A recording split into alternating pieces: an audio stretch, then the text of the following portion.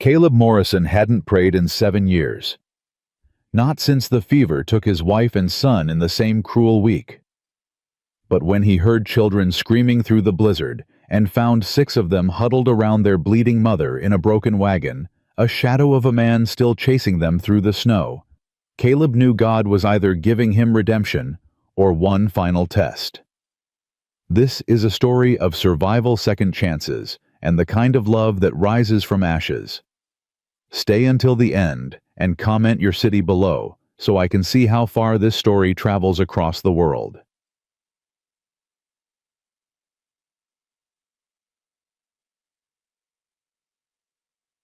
The screaming came first. Caleb Morrison pulled hard on the reins, his horse fighting against the wind that cut like broken glass across the Wyoming plains. He'd been riding since dawn, pushing through snow that reached his stirrups, trying to get back to his ranch before the worst of the blizzard hit. He should have kept riding, should have told himself it was just the wind playing tricks, or a wounded animal, or anything other than what it sounded like. Children. Children screaming for help. Easy, boy. He steadied his horse and listened. There it was again. High and desperate, cutting through the howling wind like a knife through butter. Caleb turned his horse toward the sound. His hands were numb inside his gloves, his face raw from the cold, but none of that mattered now. 7 years of silence. 7 years of keeping to himself. 7 years of pretending the world outside his ranch didn't exist. All of it fell away the moment he heard that cry. He found them near the old creek crossing, where the road dipped down between 2 ridges. A wagon sat tilted at a sickening angle, its front axle snapped clean in half. The canvas cover whipped and tore in the wind, and underneath it, Caleb could make out small shapes huddled together. 6 children, ranging from what looked like 15 down to a tiny thing that couldn't have been more than 2. And there, collapsed in the snow beside the wagon, was a woman. Mister, please." The oldest girl scrambled toward him. Her dress, soaked through her lips, blue from cold. "Please, you gotta help us. Mama fell, and she won't wake up, and there's blood and—" "Slow down." Caleb dismounted and grabbed the girl's shoulders. "How long has she been down?" "I don't know, maybe an hour. She was trying to fix the wheel, and then she just fell." Caleb pushed past her and dropped to his knees beside the woman. She was face down in the snow, her dark red hair spread around her like a stain. He turned her over as gently as he could. His breath caught. She was young, maybe early 30s, with a face that might have been pretty if it wasn't gray as ash and streaked with blood from a gash on her forehead. But it wasn't the injury that made Caleb's stomach turn. It was the bruises.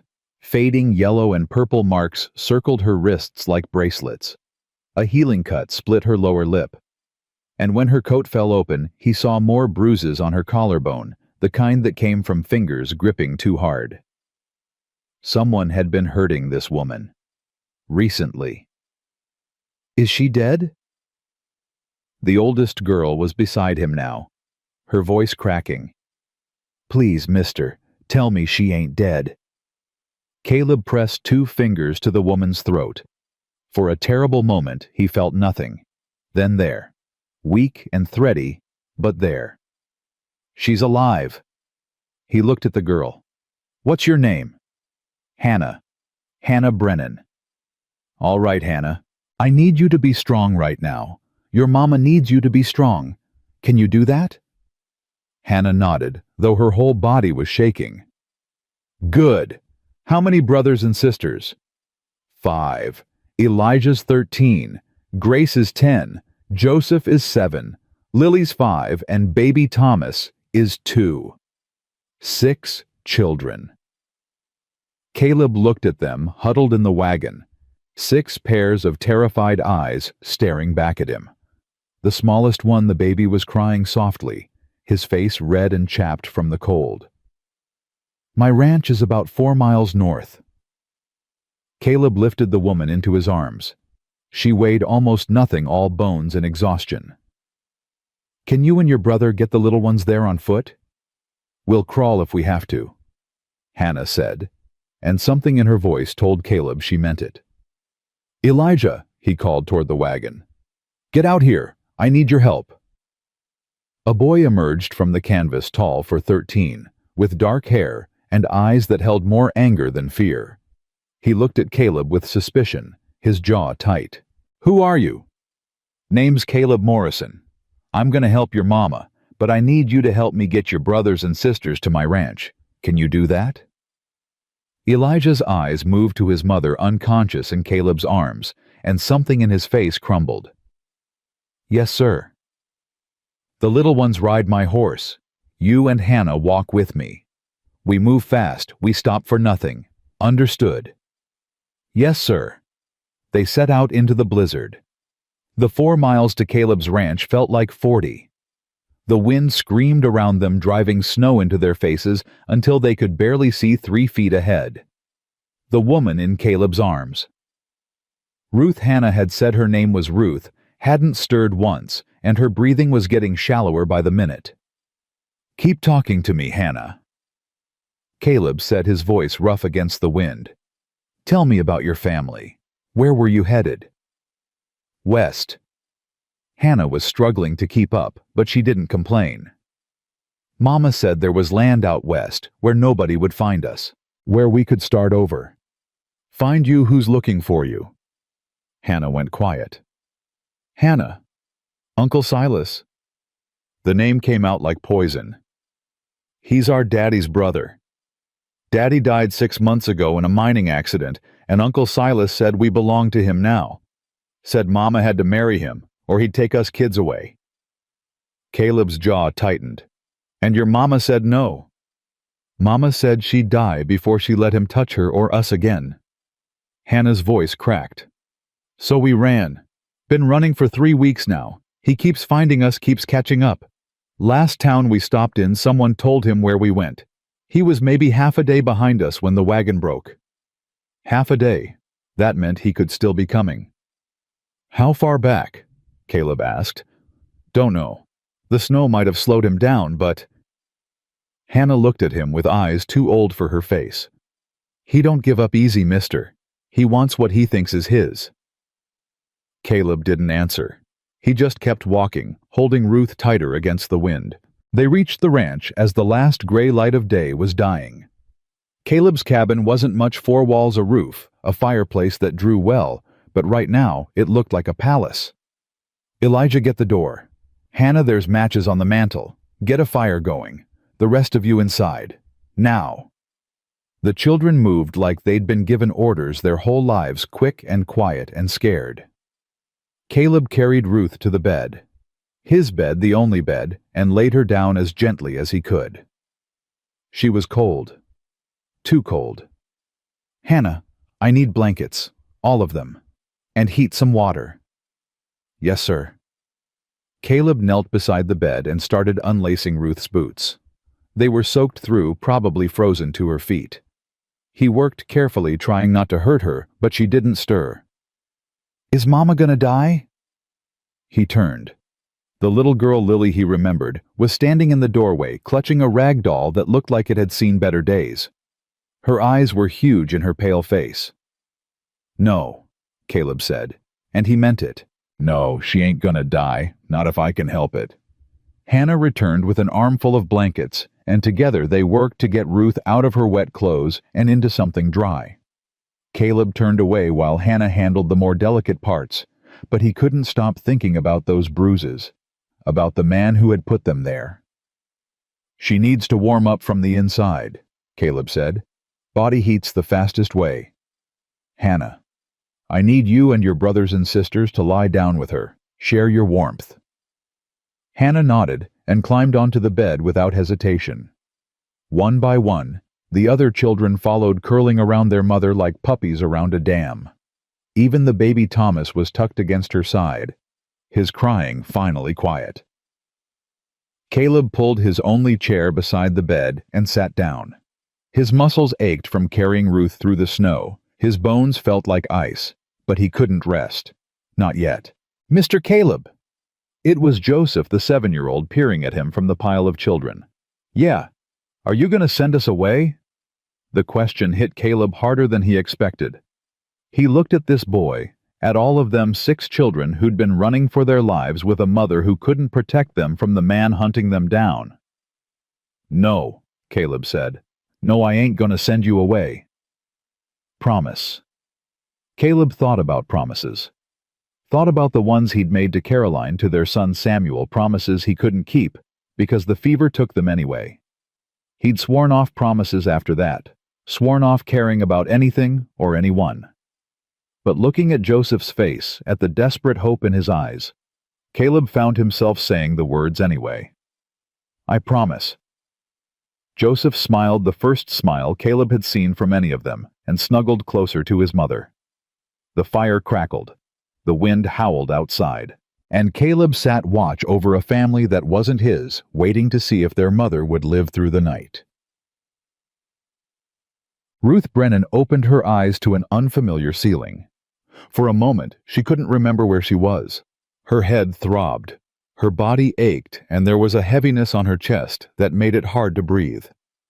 Then she realized the heaviness was her children piled on top of her, and around her, their small bodies warm against hers. They were alive. They were safe. But where? Easy now. Ruth turned her head and saw a man sitting in a chair beside the bed. Tall, broad-shouldered, with dark hair going gray at the temples, and a face that looked like it had been carved from stone. His eyes were gray too, and they watched her with an intensity that made her want to pull her children closer. "Who are you?" Her voice came out as barely a whisper. "Caleb Morrison. Found you and your young ones in the storm about 10 hours ago. Brought you here." Ruth tried to sit up, but her head spun violently, and she fell back with a gasp. "Don't." Caleb's voice was firm but not unkind. "You took a bad hit to the head, lost a lot of blood. You need to rest. My children are all here, all 6 of them, fed and warm and scared out of their minds, but alive." Ruth's eyes burned with tears she refused to let fall. "Thank you." "Don't thank me yet." Caleb leaned forward, his elbows on his knees. "Hannah told me about your situation, about the man chasing you." Ruth's whole body went rigid. "Silas Brennan," Caleb continued. "Your brother-in-law. She said he was maybe half a day behind you when the wagon broke. That was yesterday. Storm probably slowed him down, but if he's as determined as she says, he'll find his way here eventually. Then we need to go." Ruth tried to sit up again, ignoring the dizziness. "We need to leave before—" "You ain't going nowhere." Caleb's hand pressed gently against her shoulder, easing her back down. "You can barely lift your head. Your wagon's busted, and there's 2 feet of snow on the ground with more coming. You try to run, now you'll die. Your children will die. Is that what you want?" "You don't understand." Ruth's voice cracked. "Silas, he won't just take us back. He'll kill me for running. He'll have to go through me first." Ruth stared at him. "You don't even know us." "Don't matter." Why would you risk yourself for strangers?" Caleb was quiet for a long moment. When he spoke, his voice was rough, like the words were being dragged out of him against his will. "Because 7 years ago, I watched my wife and son die of fever. Watched them suffer, and couldn't do a damn thing to help. I've been living with that ever since, asking God why He let it happen, why He took them, and left me here alone." He met Ruth's eyes. "Maybe this is my answer. Maybe you and your children are the reason I'm still breathing." Ruth didn't know what to say to that. This man, this stranger, was offering her something she'd stopped believing in a long time ago. Safety, protection, hope. "Mama." Hannah's voice was soft, sleepy. She was waking up, blinking in the dim light of the cabin. "I'm here, baby." Ruth reached out and stroked her daughter's hair. "I'm right here. You're awake." Hannah sat up, her face flooding with relief. "Oh, Mama, I was so scared. You wouldn't wake up and there was so much blood and—" "Shh." Ruth pulled her close. "I'm all right. We're all right." One by one, the other children stirred. Joseph was the first to fully wake, his face breaking into a grin when he saw his mother's eyes open. "Mama, you're alive. Mr. Caleb said you would be, and he was right." "Mr. Caleb."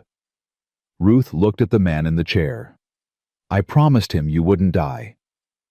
Caleb's expression didn't change, but there was something in his eyes, something almost like warmth.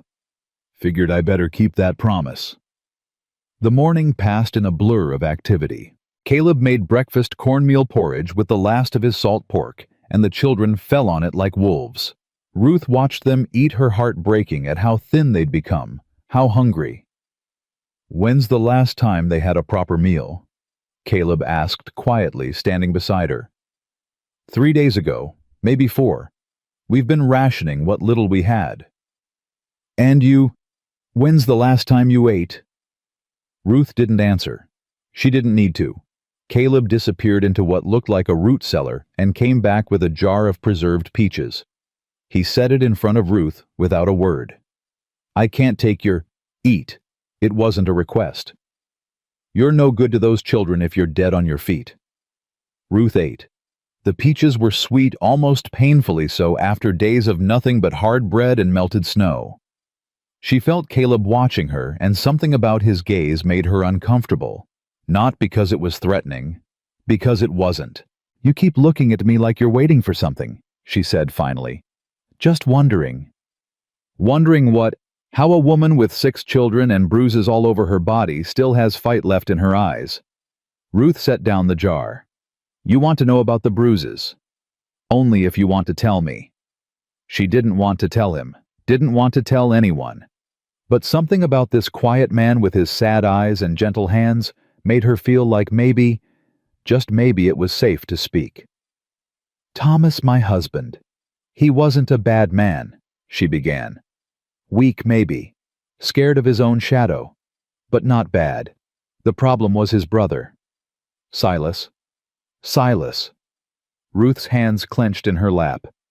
"He was always there, always watching. Thomas worked in the mine, and Silas was the foreman. He controlled everything, our money, our house, where the children went to school. Thomas just let him, said it was easier that way. And when Thomas died, Silas said the family owed him, said Thomas had been borrowing from him for years, and now the debt was mine to pay." Ruth's voice hardened. "He wanted me to marry him. Said if I didn't, he'd take the children. Said no court would give a widow custody over a man with money and standing. So you ran." "I ran." Ruth looked at her children scattered around the small cabin and felt the familiar mix of love and terror that had driven her every moment for the past 3 weeks. "Packed what we could carry in the middle of the night and ran. But he keeps finding us. Every town, every stop, someone tells him where we went. It's like he's got eyes everywhere." "He probably does." Caleb's jaw tightened. "Men like that, they got reach, got influence, but they ain't got everything." "What do they not got?" "Me." Ruth almost laughed. "You, one man against Silas and whoever he brings with him. One man who knows this land better than anyone alive. One man with nothing left to lose." Caleb met her eyes. "You think I'm scared of your brother-in-law? I've faced down Confederate soldiers and Comanche raiders, and a fever that took everything I loved. Silas Brennan don't frighten me." "He should." Ruth's voice dropped. "You don't know what he's capable of." "Then tell me." Ruth was quiet for a long moment. When she spoke, her voice was barely above a whisper.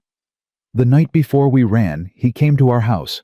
Thomas had only been dead a week. Silas said he was there to comfort me, to talk about arrangements.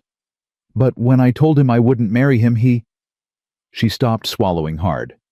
"He grabbed me, threw me against the wall, said if I couldn't be his wife willingly, he'd make sure no other man would ever want me." Caleb's hands curled into fists. "Hannah walked in," Ruth continued. "Saw what was happening. Silas let me go, but the look he gave her, the way he looked at my daughter." Her voice broke. "That's when I knew we had to run, that same night." "He touched Hannah." "No, but he wanted to. I saw it in his eyes." Ruth looked at Caleb with a fierceness that burned through her exhaustion. "I will die before I let him near my children. Do you understand me? I will kill him myself if I have to." "You won't have to." Caleb stood up, his expression hard as iron. "If Silas Brennan comes to this ranch, he won't leave it alive. That's a promise." Ruth stared at him, this stranger who was promising to protect her family, and felt something she hadn't felt in years. Not hope, not quite, but something close. The days began to blur together. Ruth grew stronger slowly. By the third day, she could walk across the cabin without getting dizzy. By the fifth, she was helping with meals and laundry, despite Caleb's protests that she needed to rest. "I've been resting for 5 days," she told him firmly. "I need to be useful, need to earn my keep." "You don't need to earn anything."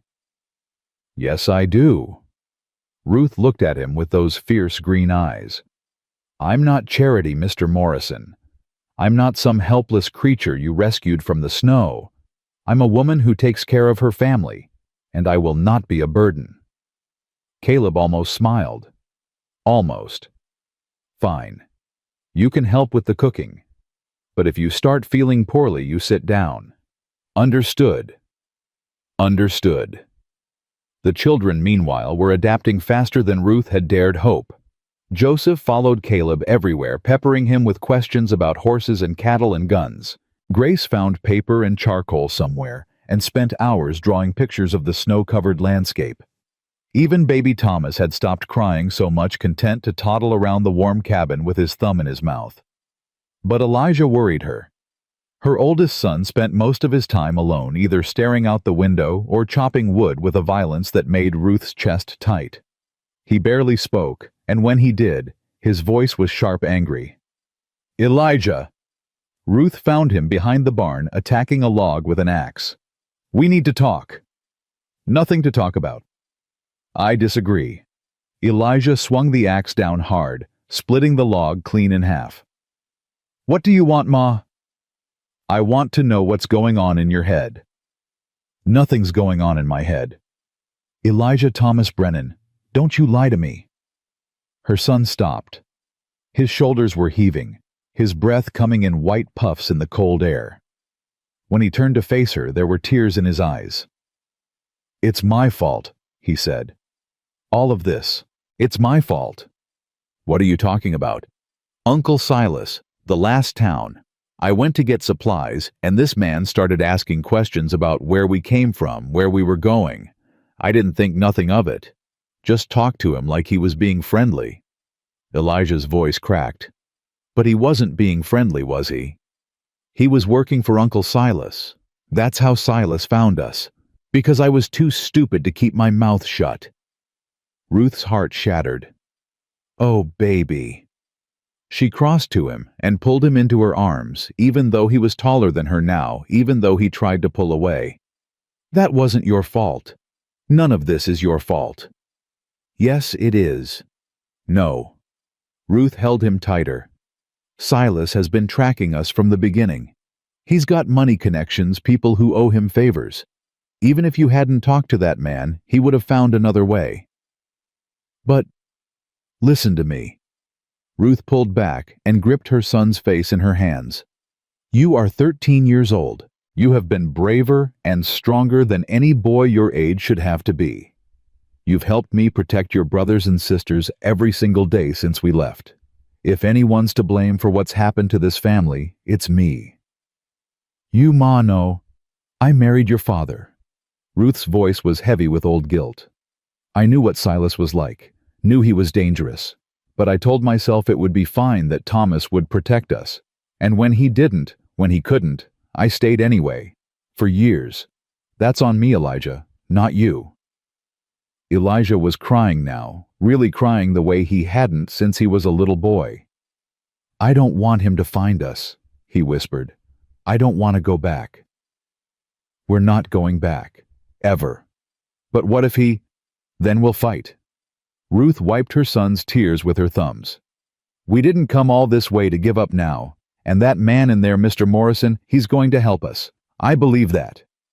Why? Elijah pulled back, suspicious. Why would some stranger help us? What does he want? I don't think he wants anything. Everybody wants something. Ma, you taught me that. Ruth was quiet for a moment. Her son was right, of course. She had taught him that. Years of living under Silas's thumb had taught her to distrust kindness, to look for hidden motives behind every generous gesture. But Caleb Morrison didn't feel like a man with hidden motives. He felt like a man who was broken and trying to put himself back together, just like her. Maybe, she said finally, maybe he just wants to not be alone anymore. Elijah didn't look convinced, but he nodded and went back to chopping wood. Ruth watched him for a moment, then turned back toward the cabin. Caleb was standing on the porch watching her. He blames himself, she said as she approached. I heard. Caleb's expression was unreadable. Kid's carrying a lot of weight for 13. His father died. His uncle tried to... Ruth couldn't finish the sentence. He thinks he has to be the man of the family now. Does he? Ruth stopped at the bottom of the porch steps. What do you mean? I mean, does he have to be the man of the family? Or is there someone else who could take some of that weight off his shoulders? Ruth felt her breath catch. Mr. Morrison. Caleb. Caleb. She said his name carefully, like she was testing how it felt in her mouth. I appreciate everything you've done for us. Truly. But we can't stay here forever. As soon as I'm strong enough, as soon as the snow clears, you'll keep running. How long do you think you can run with 6 children and no money, and a man like Silas hunting you down? As long as I have to. And when he catches you, because he will catch you, Ruth. Men like him don't give up. They don't stop. The only way to stop a man like Silas Brennan is to make him stop. Ruth stared at him. You're talking about killing him. I'm talking about ending the threat. Permanently. That's murder. Is it? Caleb stepped closer. When a wolf comes for your flock, do you let it take what it wants? Or do you put it down before it can hurt anyone else? Silas isn't a wolf, he's a man. Is he? Caleb's voice was hard. Because from what I've heard, he beats women, threatens children, and hunts down families through the snow like prey. That don't sound like a man to me. That sounds like something wearing a man's skin. Ruth didn't have an answer for that. The truth was, she'd thought about killing Silas, dreamed about it. In the dark hours of the night, when her children were asleep, and she was lying awake listening for footsteps, she'd imagined taking her husband's old hunting rifle and putting a bullet between Silas's eyes. But she'd never said it out loud, never admitted it to anyone. Even if I wanted that, she said quietly, even if I could live with it, it wouldn't solve anything. Silas has friends, family, people who would come looking for answers. Let them come. You don't mean that. Caleb's gray eyes met hers, and Ruth saw something in them that made her shiver. Not fear, recognition. This man had killed before. She was certain of it now. I spent 4 years fighting in a war that was supposed to mean something, Caleb said. Watched good men die for causes that turned out to be lies. Then I came home and watched my wife and son die for no reason at all. His voice was flat empty. I stopped believing in meaning a long time ago. But protecting you and those children, that means something. First thing that's meant something in 7 years. Ruth didn't know what to say. So she said the only thing that was true. I'm scared. I know. Not of Silas, not of running. I'm scared of... She stopped, struggling to find the words. I'm scared of hoping. Every time I've hoped for something, it's been taken away. Thomas was supposed to protect us, and he couldn't. The towns we stopped in were supposed to be safe, and they weren't. What if I hope that things will be different here, and they're not? What if I let my children believe we're finally safe, and Silas takes that away too? Caleb was quiet for a long moment. Then he said something that Ruth didn't expect. My wife's name was Sarah. Our son was Samuel. He was 5 when the fever took him. His voice was steady, but Ruth could see the pain behind his eyes. For 7 years I've been too scared to hope for anything. Too scared to want anything. Because wanting means losing, and losing means pain, and I figured I'd had enough pain for one lifetime. He stepped down from the porch close enough that Ruth could see the gray in his stubble, the lines around his eyes. But then you showed up, you and 6 children who needed help. And for the first time in 7 years, I wanted something. I wanted to save you. I wanted to protect you. I wanted... He stopped, swallowing hard. I wanted a reason to keep living. Ruth felt tears burning in her eyes. Caleb, I ain't asking for anything, he said quickly. I know you're scared. I know you've got no reason to trust me or anyone else. But I'm asking you to give me a chance. Give this place a chance. Let me help you fight, not run. Because running ain't living, Ruth. It's just dying slow. Ruth looked at this man, this broken, lonely man, who was offering her everything she'd been too scared to want. And for the first time in longer than she could remember, she let herself hope. Okay, she whispered. Okay. Caleb's face didn't change, but something in his eyes shifted. Relief, maybe. Or something deeper. Okay, he repeated. They stood there for a moment, the snow falling softly around them, neither one willing to break the silence. Then Joseph came running out of the cabin, his face bright with excitement. Mr. Caleb! Mr. Caleb, Hannah says supper's ready, and she made biscuits, and can I sit next to you? Caleb looked down at the boy, and Ruth saw something she hadn't seen before. A smile. Small, barely there, but real. Sure, Joseph. You can sit next to me. Joseph grabbed Caleb's hand and dragged him toward the cabin, chattering about the horses and the snow and 100 other things. Ruth watched them go, her heart full of something dangerous and wonderful and terrifying. Hope. She was starting to hope. And somewhere out there in the frozen wilderness between here and the life she'd left behind, Silas Brennan was getting closer. The second week at Caleb's ranch settled into something that almost felt like routine. Ruth woke each morning before dawn, her body still trained by years of rising, before Silas could find a reason to punish her for laziness. But here, in this small cabin with its crackling fire and the sound of her children breathing softly, there was no punishment waiting. Only Caleb, already awake, already working, moving through the darkness like a man who'd forgotten how to sleep. You don't have to get up this early, he said one morning, finding her at the stove. Neither do you. I got work to do. So do I. He looked at her for a long moment, then nodded and headed out to the barn. Ruth watched him go, feeling something shift in her chest. She was starting to understand him, this quiet man, who spoke more with his hands than his words. Starting to see past the stone face to the grief underneath. It scared her how much she wanted to know more. Mama? Ruth turned. Hannah was sitting up on her pallet, rubbing sleep from her eyes. Morning, baby. How'd you sleep? Fine. Hannah stretched and stood moving to help with breakfast without being asked. Mama, can I talk to you about something? Always. Hannah glanced toward the door, making sure Caleb was gone. I like it here. I know you do. No, I mean... Hannah bit her lip. I really like it here. It feels safe. Like maybe we don't have to run anymore. Ruth's hands stilled on the pot she was stirring. Hannah, I know Uncle Silas is still out there. I know he's probably still looking. But Mama, for the first time since Daddy died, I don't feel scared all the time. I can breathe here. The little ones can play without looking over their shoulders. Hannah's voice dropped. Doesn't that mean something? Ruth set down the spoon and pulled her daughter into her arms. It means everything, baby. It means everything. Wah. So can we stay? Really stay? Ruth thought about Caleb's words from the night before. About fighting instead of running.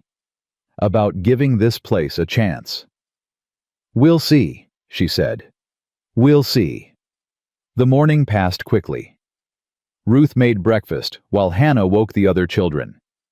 Joseph and Lily tumbled out of bed with their usual energy, immediately asking if they could go see the horses. Grace followed more quietly, her sketchbook already in hand. Baby Thomas toddled around Ruth's feet, babbling in that half-language of toddlers.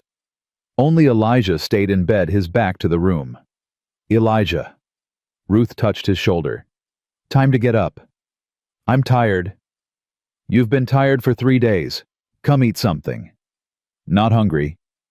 Ruth felt the familiar worry twist in her stomach. Her son was slipping away from her, retreating into some dark place she couldn't reach. She'd seen Thomas do the same thing in the years before he died, pulling inward, shutting everyone out. Elijah, please. I said I'm not hungry. He pulled the blanket over his head. Ruth stood there for a moment, helpless, then turned back to the others. She'd try again later. She always tried again. After breakfast, Caleb returned from the barn and announced he was taking Joseph and Lily to check on the cattle. Can I come? Grace asked, looking up from her drawing. If your mama says it's okay. Ruth nodded. Stay close to Mr. Caleb. Yes, Mama. The 3 children bundled up and followed Caleb out the door, their excited voices fading into the cold morning air. Ruth watched them go, her heart caught between gratitude and fear. He's good with them. Ruth turned. Hannah was beside her watching too. Yes, Ruth said. He is. Daddy was never like that. Hannah's voice was matter-of-fact, not bitter. He loved us. I know he did. But he never played with us. Never taught us things. He was always too tired, or too worried, or too scared, Ruth finished quietly. Your daddy was always scared. Of Uncle Silas. Of everything. The world was too big for your daddy, too hard. He did his best, but... Ruth sighed. Some men aren't built for fighting. They're built for surviving. There's a difference. What's Mr. Caleb built for? Ruth considered the question. She thought about the way Caleb moved confident and sure. The way he handled a rifle like it was part of his arm. The way his eyes went hard when she talked about Silas. Fighting, she said. Mr. Caleb is built for fighting. Hannah nodded slowly. Good. They worked in companionable silence after that, washing dishes and tidying the cabin. Ruth found herself humming as she worked an old hymn her mother used to sing. She couldn't remember the last time she'd hummed anything. Around midday, Caleb returned with the children. Joseph was talking a mile a minute about the cows and the snow, and how Mr. Caleb let him sit on his horse all by himself. Lily was carrying a smooth stone she'd found, convinced it was treasure. Grace had her sketchbook full of new drawings. Thank you, Ruth said to Caleb as the children scattered to play. They needed that. I needed it too. He said it so quietly, she almost didn't hear. Then louder. Where's Elijah? Still in bed. Caleb's jaw tightened. All day. He won't talk to me, won't eat. I've tried everything. Caleb was quiet for a moment. Then, let me try. Caleb, I don't think... Trust me. Ruth wanted to argue. Elijah was her son, her responsibility. She didn't need some stranger stepping in where he wasn't wanted. But something in Caleb's eyes stopped her. Something that said he understood what Elijah was going through in a way she never could. Okay, she said. Okay. Caleb crossed the cabin to where Elijah lay on his pallet blanket, still pulled over his head. Get up. Elijah didn't move. I said get up. I need help in the barn. I'm tired. I don't care. Caleb reached down and yanked the blanket away. You can be tired and working, or you can be tired and useless. Pick one. Elijah sat up, his face flushed with anger. You ain't my pa. You can't tell me what to do. You're right. I ain't your pa, but you're in my house eating my food, and while you're here, you'll pull your weight like everyone else. Now get up. Ruth watched her heart in her throat as her son and this man faced each other. She expected Elijah to explode, to scream, to do something reckless. Instead, after a long, tense moment, Elijah stood up. "Fine," he muttered. "Fine," Caleb repeated. "Barn. Now." They left together, and Ruth let out a breath she didn't know she'd been holding. "Mama," Hannah was watching her. "You okay?" "I don't know," Ruth admitted. "I honestly don't know." The afternoon stretched on. Ruth tried to focus on the work in front of her, mending clothes, preparing supper, keeping the little ones occupied, but her mind kept drifting to the barn. What was Caleb saying to her son? What was happening out there? Finally, just as the sun was starting to set, the barn door opened. Caleb came out first, followed by Elijah. They were both carrying armfuls of firewood, and they were both talking. Not arguing. Talking. Ruth couldn't hear what they were saying, but she could see the change in her son's posture. The rigid anger in his shoulders had softened. His head wasn't hanging quite so low. They stacked the wood on the porch, and Caleb said something that made Elijah almost smile. Almost. It was enough. "Thank you," Ruth said later after supper, after the children were settled for the night. She and Caleb were sitting on the porch again, wrapped in blankets against the cold. "Whatever you said to him, thank you." "I didn't say much. You got him out of bed. That's more than I managed in 3 days." Caleb was quiet for a moment. "He reminds me of myself. After the war. After everything." He stared out at the snow-covered landscape. "I came home from fighting, and I didn't know how to stop. Didn't know how to be anything other than angry and scared, and ready to fight the next battle. Took me years to figure out that the battle was over, that I was allowed to rest. And now I'm just tired." He looked at her. But a different kind of tired. The kind that comes from working hard, not from fighting. Ruth pulled her blanket tighter. "Elijah's been fighting since before he could walk. Silas was always there, always threatening, always making us afraid. Even Thomas couldn't protect us from him. So Elijah decided he had to be the protector. He was 8 years old." "That's too young." "I know. But what was I supposed to do? Tell him not to worry. Tell him everything would be fine when we both knew it wouldn't. You did what you had to do, same as him." Ruth felt tears prick her eyes. She blinked them back. "Sometimes I wonder if I ruined them. All of them. If growing up the way they did, scared all the time, running, hiding. If that's going to stay with them forever." "Probably will." Caleb's voice was honest, not cruel. "The things we go through, they leave marks. But marks ain't the same as ruins. Your children are strong, Ruth. Strong because of you, not despite you." "You really believe that?" "I've known you 2 weeks. In that time, I've watched you recover from injuries that would have killed most folks. Watched you take care of 6 children while barely able to stand. Watched you keep hope alive when you had every reason to give up." He turned to face her fully. "I've known a lot of people in my life. Fought alongside some of the bravest men you can imagine. But I ain't never met anyone as strong as you." Ruth didn't know what to say.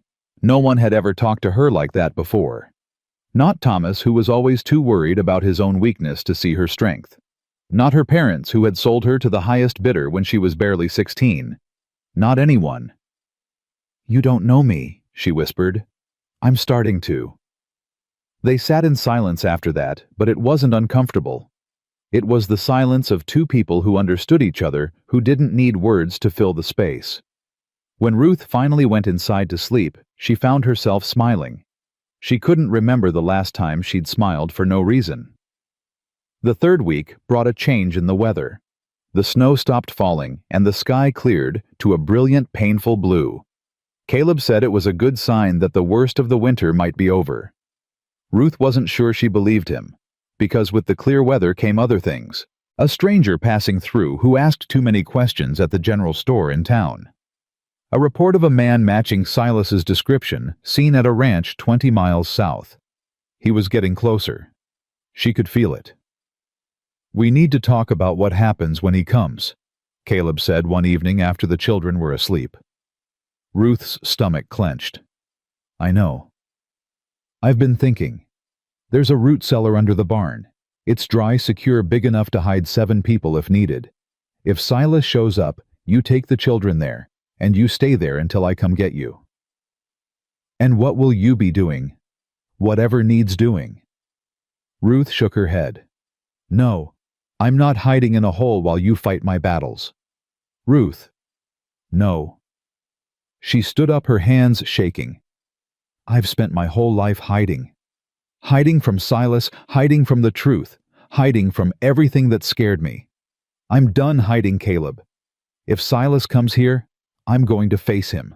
I'm going to look him in the eye and tell him he doesn't own me, doesn't own my children, doesn't own anything. And then what? He's not going to just walk away because you tell him to. Then I'll make him walk away. Caleb stood too, moving closer. You're not thinking straight. I'm thinking straighter than I have in years. He'll hurt you. He'll hurt the children. He's been hurting us for 15 years. Ruth's voice cracked. The only thing that's changed is that now I'm willing to fight back. They were standing close now, close enough that Ruth could see the fear in Caleb's eyes. Not fear for himself, fear for her. I can't lose you, he said, his voice rough. I just found you. I can't. You won't lose me. Ruth reached up and touched his face, her fingers brushing against the stubble on his jaw. I'm not going anywhere. Caleb closed his eyes, leaning into her touch. You can't promise that. No, but I can promise I'll fight.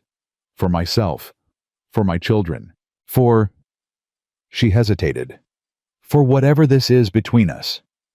His eyes opened gray and deep and full of something she was afraid to name. Ruth, don't say anything. She pulled her hand back. I know it's too soon. I know I'm still married to a dead man and running from his brother, and we've only known each other 3 weeks. I know all of that. But I also know that when I'm with you, I feel safe. I feel seen. I feel like maybe, just maybe, I deserve to be happy. You do deserve to be happy. Then help me fight for it. Don't hide me away like something fragile. Stand beside me. Caleb was silent for a long moment.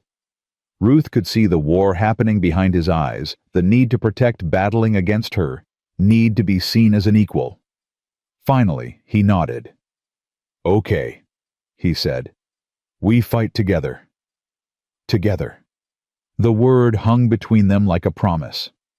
The next morning, Ruth woke to find Hannah already up, staring out the window with an expression Ruth couldn't read. Hannah, what's wrong? Nothing's wrong. Hannah turned, and Ruth was startled to see tears on her cheeks. Mama, I heard you and Mr. Caleb talking last night. Ruth's face heated. Hannah, you like him. Really like him. Ruth didn't know how to answer. It's complicated. No, it ain't. Hannah crossed the room and sat beside her mother. Mama, I've watched you suffer for 15 years. Watched you give up everything to keep us safe. And I've never not once seen you happy. She took Ruth's hands. When you're with Mr. Caleb, you're happy. I can see it. It's too soon, Hannah. Your father... Daddy's dead. Hannah's voice was gentle but firm. I loved him, and I know you did too in your way. But he's gone, Mama. And Uncle Silas was never going to let us go, not ever, not unless someone stopped him. She squeezed Ruth's hands. Maybe Mr. Caleb is that someone. Maybe this place is where we're supposed to be. Ruth felt tears sliding down her own cheeks. When did you get so wise? I learned from the best. They held each other for a long moment, mother and daughter, 2 survivors who had finally found something worth fighting for. There's something else, Hannah said, pulling back. Elijah talked to me this morning about what Mr. Caleb said to him in the barn. What did he say? He said, Hannah paused, choosing her words carefully. He said that being strong doesn't mean carrying everything alone. It means knowing when to let other people help. He said that Elijah's been trying to be a man since he was 8 years old, and it's okay to just be a boy sometimes. Ruth's heart clenched. Caleb said that... He said something else too. He said that the bravest thing a person can do isn't fighting. It's trusting someone enough to let them fight beside you. Ruth thought about those words all day.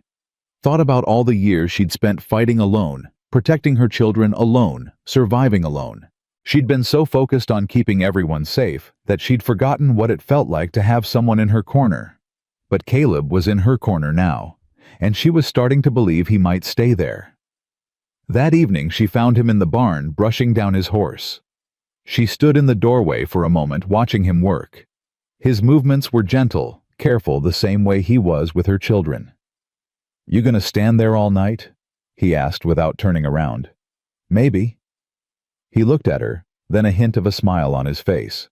"Something on your mind?" "Hannah told me what you said to Elijah, about being strong." Caleb shrugged. "Just talking." It meant something to him.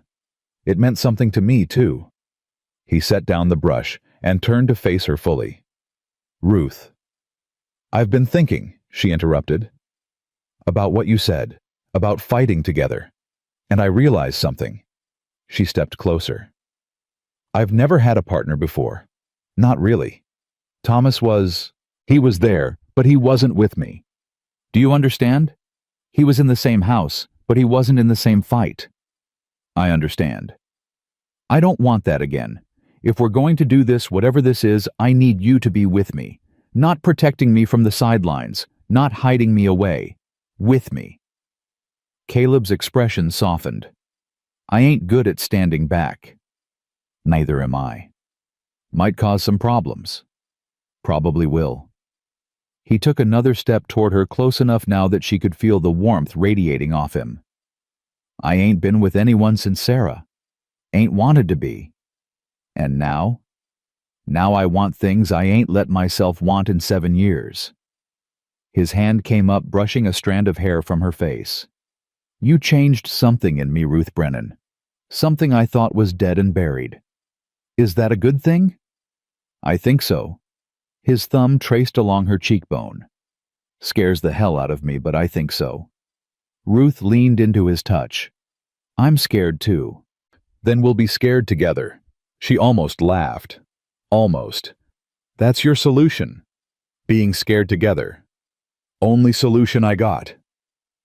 His voice dropped lower. "I ain't got pretty words, Ruth. I ain't got promises I know I can keep.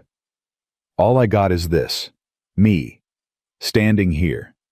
Telling you that whatever comes next, I want to face it with you." Ruth felt something break open inside her. Something that had been locked away for so long, she'd forgotten it existed. Hope. Real hope. Not the desperate, grasping kind she'd been holding on to for weeks, but the solid kind. The kind that comes from knowing you're not alone. "Okay," she whispered. "Okay. Okay." She reached up and covered his hand with hers. Together. Caleb leaned down, his forehead resting against hers. They stayed like that for a long moment, breathing the same air, sharing the same space. Neither of them heard the horse approaching until it was too late. Well, well, well. Ruth's blood turned to ice. She knew that voice, had heard it in her nightmares for 15 years. She turned slowly, her hand still in Caleb's, and looked into the face of Silas Brennan. He was sitting on a black horse just outside the barn door, his rifle resting across his saddle. Behind him, 2 other men flanked him like shadows. "Looks like I finally found my family," Silas said, his smile sharp as a knife. "And it looks like they've been keeping some interesting company." Ruth's hand tightened in Caleb's grip until her knuckles went white. Silas hadn't changed. Same cold eyes, same cruel smile, same way of looking at her like she was property that had wandered off and needed to be collected. He was thinner than she remembered, his face harder, but that only made him more dangerous. "Silas!" Her voice came out steadier than she felt. "How did you find us? You think you can run 300 miles and I won't follow?" Silas swung down from his horse, his boots crunching in the snow. "I've been tracking you since you left Ruth. Every town, every stop, every person you talk to. You ain't as clever as you think." Caleb stepped forward, positioning himself between Ruth and Silas. "You're on my land." Silas's eyes moved to him, assessing. "And you are?" "Caleb Morrison. This is my ranch." "Well, Mr. Morrison, I appreciate you taking care of my family while they were lost. But they're found now, so we'll be on our way." Silas reached past Caleb toward Ruth. "Come on, Ruth. Time to go home." Caleb's hand shot out, grabbing Silas's wrist. "She ain't going anywhere with you." The two men behind Silas shifted hands, moving toward their weapons. Ruth's heart hammered against her ribs. Silas looked down at Caleb's grip, then back up at his face. "You want to let go of me, friend? I ain't your friend, and she ain't your property. She's my brother's widow. Those are my brother's children. By law and by God, they belong to me. They don't belong to anyone." Ruth stepped out from behind Caleb, her chin lifted. "We're not things to be owned, Silas. We're people. And we're not going back with you." Silas's smile didn't waver, but something ugly flickered in his eyes. "Ruth, darling, let's not make a scene.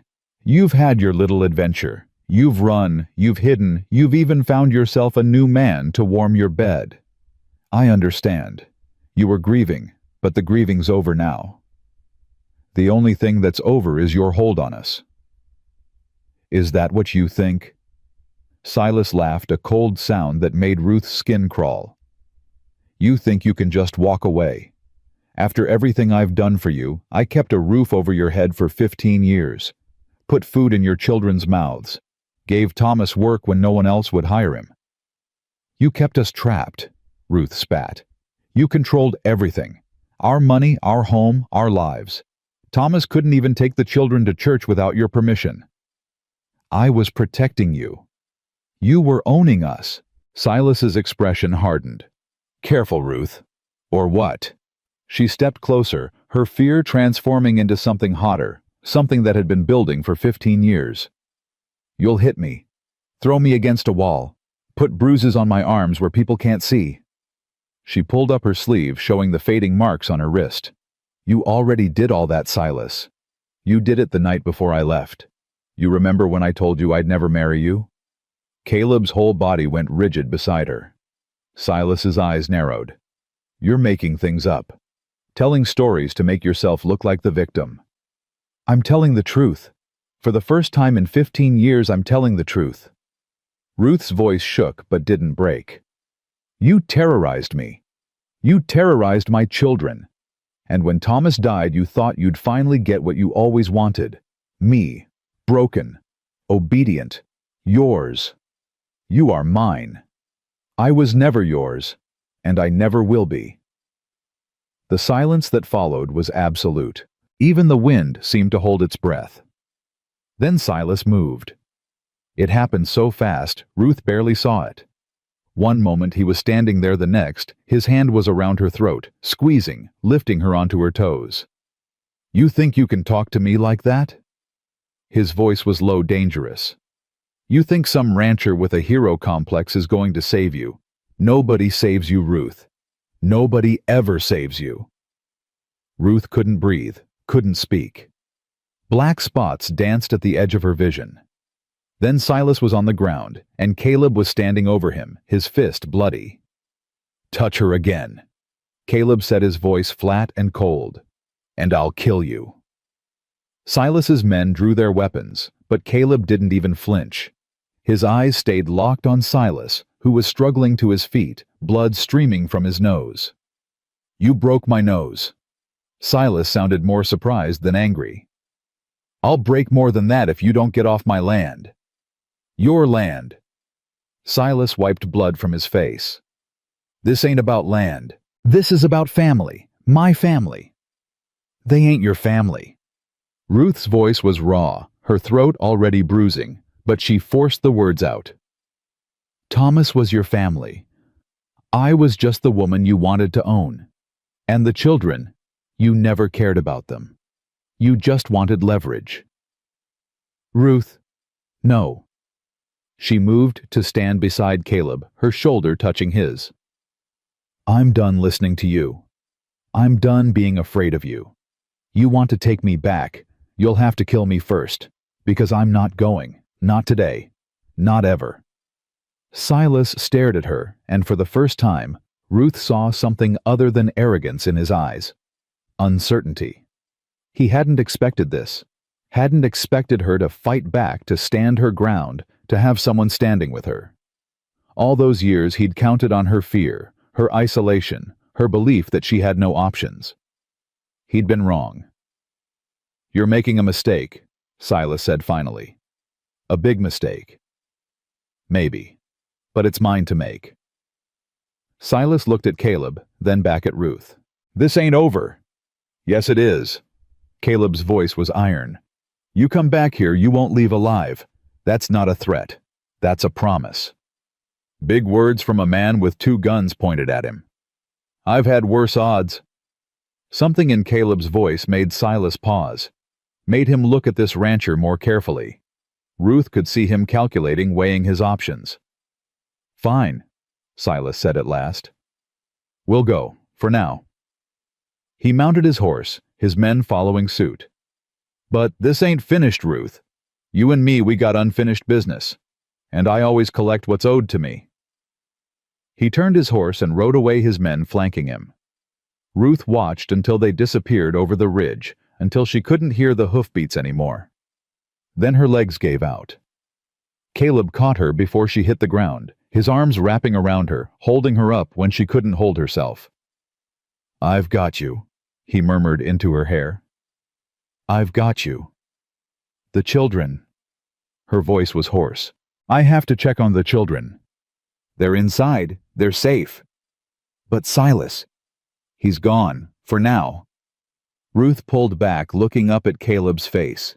His knuckles were bleeding, his jaw tight with barely contained rage, but his eyes were gentle as they met hers. You hit him, she said. Wanted to do more than that. I know.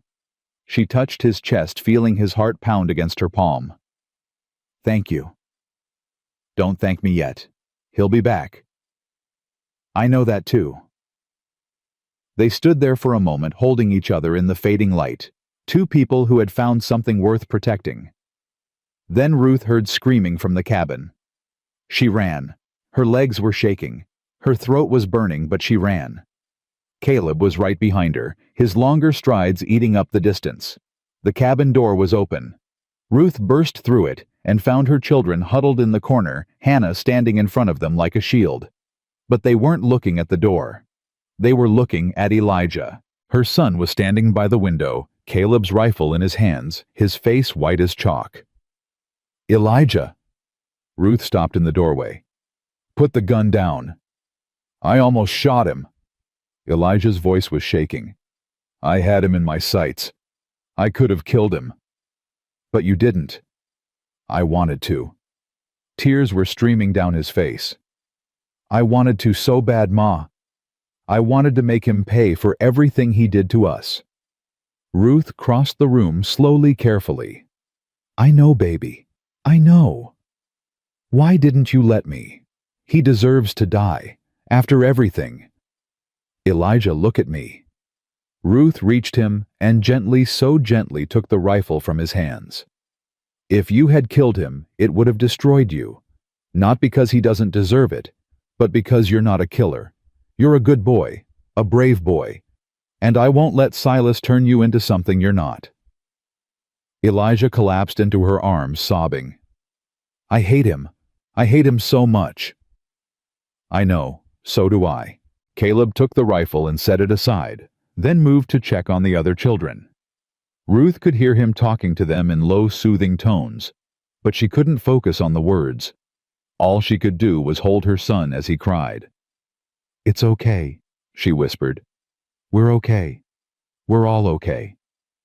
But even as she said it, she knew it wasn't true. Silas would be back. He'd said so himself. And next time, He wouldn't come with just 2 men. Next time, he'd come with an army. The night that followed was the longest of Ruth's life. She sat up by the fire, Caleb beside her, both of them watching the windows, listening for hoofbeats that never came. "He won't come back tonight," Caleb said around midnight. "He needs to regroup, figure out his next move." "How long do we have?" "Hard to say. Day or two, maybe. Depends on how many men he can gather, how patient he's willing to be." Ruth stared into the flames. "Maybe we should run. Take the children and go before he comes back. Run where he tracked you 300 miles. He'll track you 300 more. Then what do we do?" Caleb was quiet for a long moment. "We fight." "With what? Your rifle and my bare hands?" "With whatever we've got." He turned to look at her. "Ruth, running ain't living. You said that yourself. And I meant what I said to Silas. He comes back here, he doesn't leave alive. You can't take on Silas and however many men he brings. Maybe not alone." Ruth frowned. "What do you mean?" "I mean I've got friends, people who owe me. There's a sheriff in town, Daniel Cole. We served together in the war. He's a good man, honest. If I tell him what's happening here, he'll help." "Will he?" "Silas has money, connections. Men like that, they can buy whoever they want." "Daniel ain't for sale." Caleb's voice was certain. "I'd stake my life on it." "You might have to." "Then I will." Ruth looked at this man, this quiet, broken man, who had stumbled into her life like an answer to a prayer she'd stopped believing in. 3 weeks ago, he'd been a stranger. Now, he was willing to die for her. "Why?" she asked. "Why are you doing this?" "You don't owe us anything." "I already told you why." "Tell me again." Caleb reached out and took her hand. "Because for 7 years I've been dead inside. Walking around, eating, sleeping, working, but dead. And then you showed up, you and those 6 children, and something in me woke up. I don't know what it is, Ruth. Don't know if it's love or gratitude or just plain stubbornness. But I know I ain't letting Silas take you. I ain't letting anyone take you." Ruth felt tears sliding down her cheeks. "I'm not worth dying for." "Yes, you are." His grip tightened. "You're worth dying for and living for and everything in between. And I plan to prove it." They sat like that until dawn, hands intertwined, watching the fire burn down to embers. When the first gray light crept through the windows, Caleb stood. "I'm riding to town. Gonna talk to Daniel, see what kind of help I can round up." "I'm coming with you." "No, you stay here with the children. Keep the rifle loaded and the doors barred. I'll be back before nightfall." Ruth wanted to argue, but she knew he was right. Someone had to stay with the children, and she was in no shape for a long ride. "Be careful," she said instead. Caleb leaned down and pressed his lips to her forehead. "Always." Then he was gone, and Ruth was alone with 6 sleeping children and a loaded rifle and more fear than she knew what to do with. The day passed slowly. Ruth kept the children inside, kept them quiet, kept them busy with chores and games and anything else she could think of. She didn't tell them what had happened with Silas. Didn't tell them he might be coming back with more men. They knew anyway. Children always knew. "Mama," Hannah said around midday, "what's going to happen to us?" "I don't know, baby." "Are we going to have to leave?" Ruth looked at her daughter, at this girl who had been forced to grow up too fast, who had carried burdens no 15-year-old should ever have to carry. "I hope not," Ruth said honestly. "I really hope not. I don't want to leave." Hannah's voice was small. "I like it here. I like Mr. Caleb. I like feeling safe." "I know. I like it too." "Then why can't Uncle Silas just leave us alone? Why does he have to keep chasing us?" Ruth wished she had an answer. Wished she could explain the twisted logic of a man like Silas Brennan, who saw people as possessions and love as ownership. "Some men don't know how to let go," she said finally. "They think if they want something bad enough, they're entitled to have it. They can't understand that other people have rights too, have choices. That's stupid. Yes, it is. Hannah was quiet for a moment. Mama, if Uncle Silas comes back, are you going to fight him? Yes. Even if it's dangerous. Especially if it's dangerous. Ruth pulled her daughter close. I've spent 15 years being afraid, Hannah. 15 years letting Silas control me because I was too scared to stand up to him. But I'm not scared anymore. I'm angry. And I'm going to protect this family no matter what it takes. Hannah nodded slowly. Good. The afternoon stretched on. Ruth checked the windows, constantly checked the rifle, checked the children. Joseph and Lily had found a game to play with wooden blocks Caleb had carved for them. Grace was drawing again her sketchbook full of images Ruth was afraid to look at. Elijah sat in the corner, staring at nothing, his face still haunted from the night before. Baby Thomas played at Ruth's feet, oblivious to the tension around him. Ruth was just starting to think Caleb might not make it back before dark when she heard hoofbeats.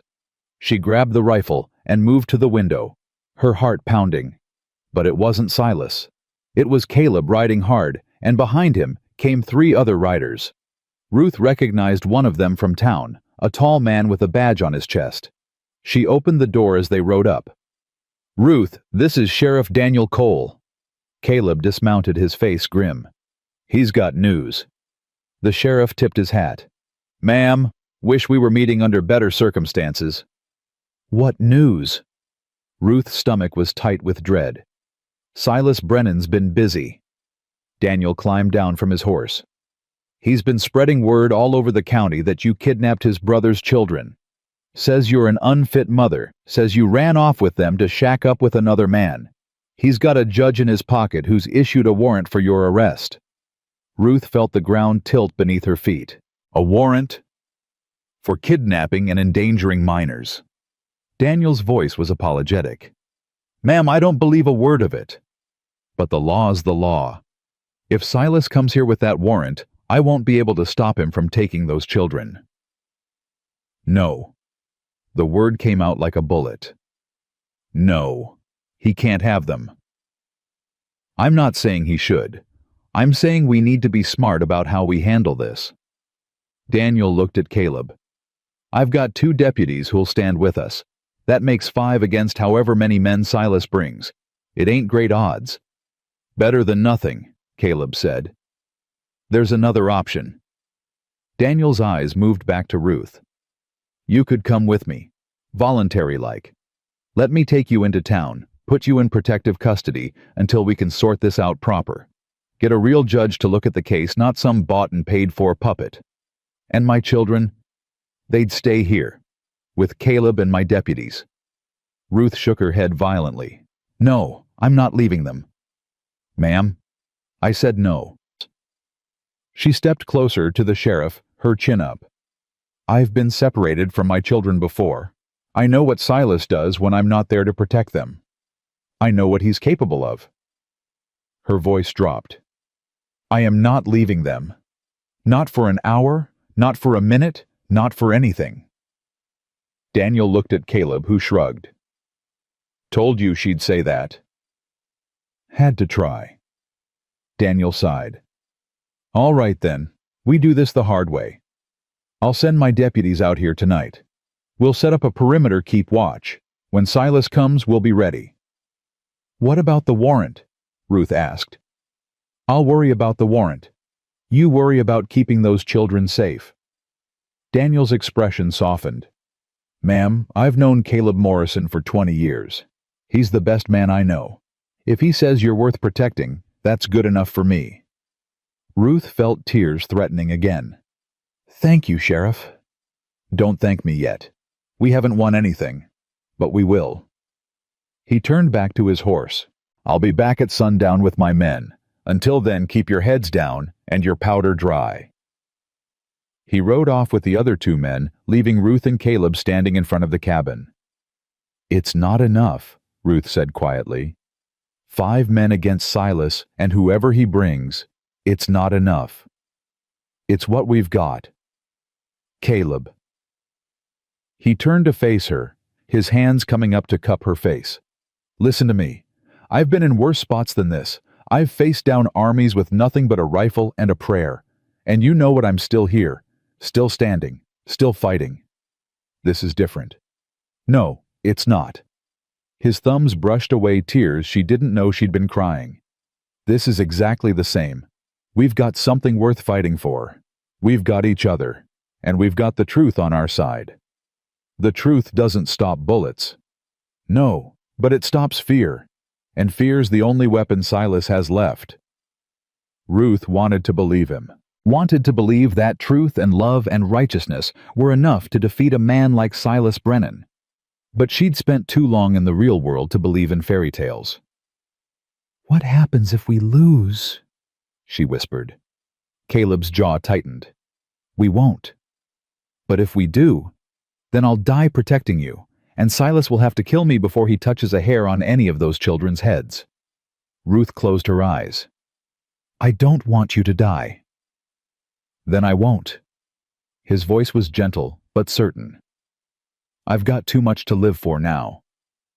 They stood there in the cold holding each other, while inside the cabin, 6 children waited to learn their fate.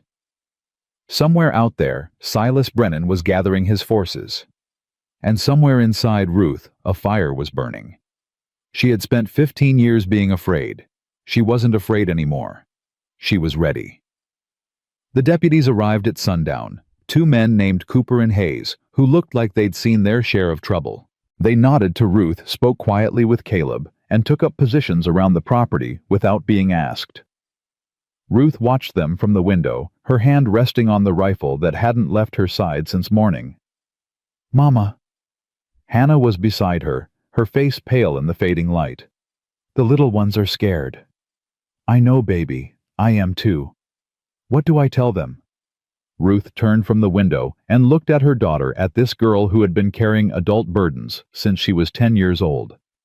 "Tell them the truth. Tell them that bad men are coming, but good men are here to stop them. Tell them that no matter what happens tonight, we love them, and we're going to protect them." Hannah nodded slowly. "And if the bad men win..." Ruth's throat tightened. "They won't. But if they do..." "Hannah..." Ruth took her daughter's face in her hands. "Listen to me. If something happens to me tonight, you take your brothers and sisters and you run. Don't look back. Don't stop. You find somewhere safe and you keep them together. Can you do that?" Tears spilled down Hannah's cheeks. "Mama, don't talk like that."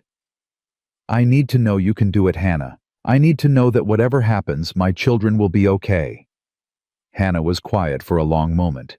Then she nodded, her jaw set with determination. "I can do it. But you're not going to die, Mama. You promised we'd be a family again. You promised. And I meant it." Ruth pulled her close. "I meant every word." They held each other until Caleb's voice broke through the silence. "Ruth, it's time." Ruth released Hannah and crossed to where Caleb stood by the door. His face was hard, his eyes scanning the darkness beyond the windows. "How long?" she asked. "Daniel sent word. Silas is on his way. 8 men, maybe more." 8? Ruth's stomach dropped. "Against 5, 6. Caleb looked at her. "I'm counting you." "Caleb, you said you wanted to fight. You said you were done hiding." He pressed a pistol into her hands. "Time to prove it." Ruth looked down at the weapon, felt its weight in her palm. She'd never fired a gun before, never even held one, but she'd also never had so much to lose. "Show me how to use it," she said. Caleb's eyes softened. "Point and pull the trigger. It's not complicated." "What if I miss?" "Don't miss." Despite everything, Ruth almost laughed. "That's your advice. Don't miss." "Best advice I ever got." Caleb leaned down and kissed her forehead. "Stay inside with the children. Don't come out unless you have to. And Ruth, yes, I love you." The words hit her like a physical blow. 3 words she hadn't heard in so long she'd forgotten what they felt like. "I love you too," she whispered. Then he was gone, disappearing into the darkness outside. Ruth turned back to the cabin where 6 faces watched her with varying degrees of fear and trust. "All right," she said, her voice steadier than she felt. "Everyone into the root cellar, now!" "Mama, no!" Joseph's eyes were wide. "I want to stay with you. You can't baby. I need you to be brave and go with Hannah." "But, Joseph." Ruth knelt in front of her son. "Do you remember what I told you about being brave?" Joseph nodded, his lip trembling. "Being brave doesn't mean you're not scared. It means you do what needs to be done even when you are scared. Can you be brave for me right now?" Joseph's small chest puffed up. "Yes, Mama." "Good boy." She kissed his forehead. "Now go." Hannah herded the younger children toward the trapdoor that led to the cellar, but Elijah didn't move. "I'm staying," he said. "Elijah." "No, Ma." His voice was quiet but firm. "I'm 13 years old. I'm old enough to fight. You're old enough to die, and I won't let that happen. You can't stop me." Ruth looked at her son, saw the stubborn set of his jaw, the fire in his eyes. He looked so much like Thomas in that moment, like the man Thomas might have been if fear hadn't broken him. "If you stay," she said slowly, "you do exactly what I tell you. No arguing, no running off, no trying to be a hero. Understood?" Elijah nodded. "Yes, ma'am." "Get the shotgun from the rack, load it, and stay away from the windows." Elijah moved to obey, and Ruth turned back to the door. Through the glass, she could see shadows moving in the darkness. Caleb, the deputies, positioning themselves, preparing. The waiting was the worst part. Minutes stretched into what felt like hours. Ruth's hands cramped from gripping the pistol. Beside her, Elijah stood rigid, the shotgun cradled against his chest. Then she heard them. Hoofbeats. Lots of them. Growing louder. "They're coming," Ruth breathed. Through the window she saw torches flickering in the darkness. 1, 2, 5, 8 more. A small army riding toward the cabin. At the front of them, unmistakable even in the dark, was Silas. He stopped about 50 yards from the porch, his men fanning out behind him. In the torchlight, his face was sharp, predatory.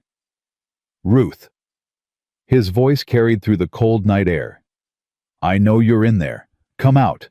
Let's end this peacefully." Caleb's voice answered from somewhere to the left. "She ain't coming out, and you ain't coming in."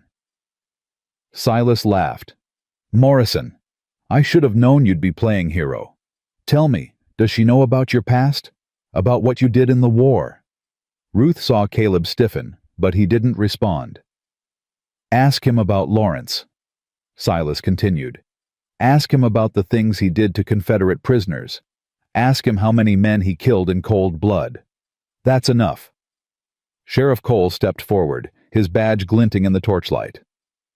"Silas Brennan, I'm ordering you to stand down." "On what authority?" "You've got no jurisdiction here, Cole. I've got a warrant signed by a territorial judge. Those children belong with family, and Ruth Brennan is an unfit mother who— That warrant ain't worth the paper it's printed on, and you know it." Daniel's voice was ice. "You bought that judge, same as you buy everything else." "Prove it." The challenge hung in the air. Ruth's heart was pounding so hard she could feel it in her throat. 8 men against 6. Those were bad odds. Very bad odds.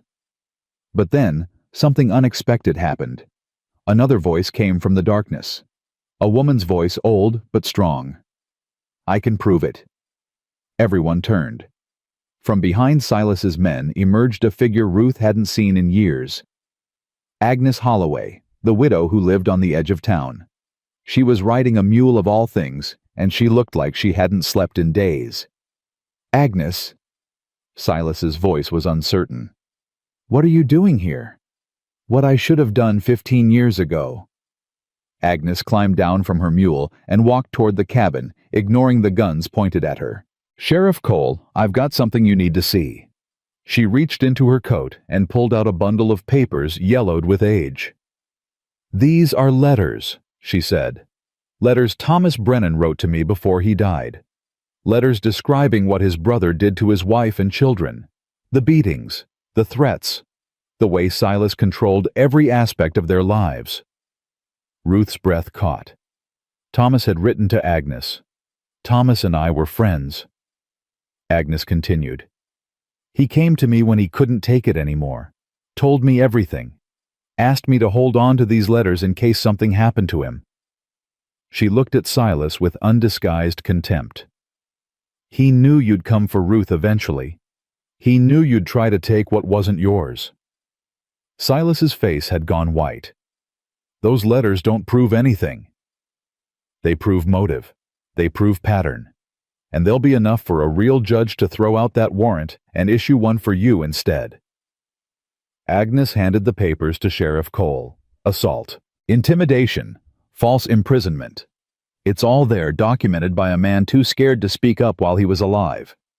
You lying old witch? Careful, Silas. Daniel's voice was dangerous. That's enough witnesses to hang you twice over. The men behind Silas shifted uncomfortably. Ruth could see doubt creeping into their faces. They'd signed up to collect a runaway wife, not to participate in what was starting to look like something much darker. This changes nothing. Silas snarled. Those children are my blood, my family. They're not your anything. Ruth stepped out onto the porch, the pistol still in her hand. They're my children, mine and Thomas's. And Thomas wanted them as far away from you as possible. You don't know what Thomas wanted. Yes, I do. Ruth's voice was steady. I know because he told me. Right before he died, when you weren't there, when you were too busy counting your money to sit with your dying brother. He told me to run. He told me to take the children and never look back. He told me you were poison and that the only way to save our family was to get them away from you. Silas's face twisted. He was delirious. The fever. He was clearer than he'd ever been. For the first time in 15 years, he wasn't afraid of you. Because he knew he was dying, and dead men have nothing to fear. The words hit their mark. Ruth could see Silas flinch, see something crack in that cold facade. You turned him against me, Silas said, but his voice was weaker now. You poisoned him against his own blood. No, you did that yourself. Every time you hit me, every time you threatened our children, every time you made Thomas feel like less of a man because he wasn't cruel like you. Ruth took another step forward. Thomas loved you once. You were his big brother. He looked up to you, and you destroyed that. You destroyed him. I made him, Silas roared. I gave him everything, a job, a home, a family. You gave him chains. You gave him fear. You gave him a life so small and so controlled that the only freedom he ever found was in death. Ruth's eyes burned with tears she refused to let fall. And now you want to do the same thing to me, to my children. But I won't let you. I would rather die than go back to that life. That can be arranged. Silas's hand moved toward his gun. Everything happened at once. Ruth raised her pistol. Caleb shouted something. Shots rang out.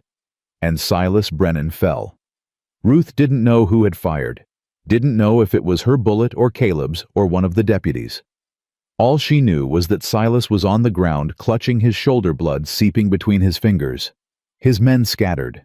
Some fled into the darkness. Others threw down their weapons and put their hands up. Within moments it was over. Ruth stood frozen on the porch. The pistol still raised, her whole body shaking. Ruth. Caleb was beside her, his hand gentle on her arm. Ruth, it's over. Put the gun down. She couldn't move, couldn't think, couldn't process what had just happened. Mama! The voice broke through her paralysis. She turned to see Hannah and the other children emerging from the cellar, their faces white with fear. Mama, are you hurt? Hannah ran to her, throwing her arms around Ruth's waist. We heard shots. We thought, I'm okay. Ruth finally lowered the gun, her hands trembling. I'm okay, baby. Everyone's okay. She looked past Hannah to where Silas lay groaning on the ground, Sheriff Cole standing over him, Is he dead? She asked. Nope. Shoulder wound. He'll live to stand trial. Daniel's voice was grim but satisfied. Which is more than he deserves. Ruth watched as the deputies hauled Silas to his feet. His face was gray with pain and shock, but when his eyes met hers, she still saw that familiar rage burning underneath. This isn't over, he hissed. Yes, it is. Ruth's voice was calm, steady. It was over the moment I stopped being afraid of you. They dragged him away, and Ruth finally let herself breathe. Caleb's arm came around her shoulders, and she leaned into him, drawing strength from his warmth. You did it, he murmured. We did it. No. He tilted her chin up, forcing her to meet his eyes. You. You faced him down. You told the truth. You didn't run, didn't hide, didn't back down. That was all you. Ruth felt tears finally spilling down her cheeks. I was terrified. I know. Bravest thing I ever saw. Around them, the chaos was slowly resolving into order. The deputies rounded up Silas's men. Agnes was talking to Daniel, showing him the letters. The children were crying and laughing and asking questions all at once. But for just a moment, Ruth and Caleb stood in their own small world, holding each other in the cold night air. What happens now? Ruth asked. Now we wait. Trial will take a few weeks, maybe a month. Silas will try to buy his way out, but with those letters and Agnes's testimony, he won't succeed. And then, Caleb was quiet for a moment. Then you're free, really free. Free to go wherever you want, do whatever you want. Ruth pulled back and looked at him. What if what I want is to stay here? Something flickered in his eyes, hope maybe, or fear. Then you stay. What if what I want is to stay here with you? Caleb's breath caught. Ruth. I love you, Caleb Morrison. I know it's crazy. I know we've only known each other a few weeks. I know I'm a widow with 6 children and more baggage than any man should have to carry. But I love you, and I want to build a life with you. Here, on this ranch, if you'll have us. Caleb didn't answer with words. He kissed her. It wasn't gentle. It wasn't careful. It was desperate and fierce and full of everything they'd both been too scared to say. When they finally broke apart, Ruth was crying again, but this time the tears were different. I'll take that as a yes, she whispered. That's a yes, Caleb confirmed. That's a yes for as long as you'll have me. Ew. Joseph's voice cut through the moment. Mama's kissing Mr. Caleb. Ruth laughed a real laugh, the first one in longer than she could remember, and pulled her son into the embrace. Yes, I am. Is that okay with you? Joseph considered this seriously. Does this mean he's going to be our new PI? Ruth looked at Caleb, who looked back at her. If you want me to be, Caleb said quietly. Joseph's face split into a grin. I want you to be. You teach me stuff, and you don't yell, and you make Mama smile. Then I guess I'm your new pa. Joseph threw his arms around Caleb's waist, and Ruth watched her heart so full it hurt as the man she loved embraced her son. One by one, the other children joined them. Hannah with tears streaming down her face, Grace clutching her sketchbook, Lily holding baby Thomas's hand. Even Elijah, his young face still haunted but lighter somehow. Only one person hung back. Ruth turned to see Agnes watching them with a sad smile. Mrs. Holloway. Ruth crossed to the older woman.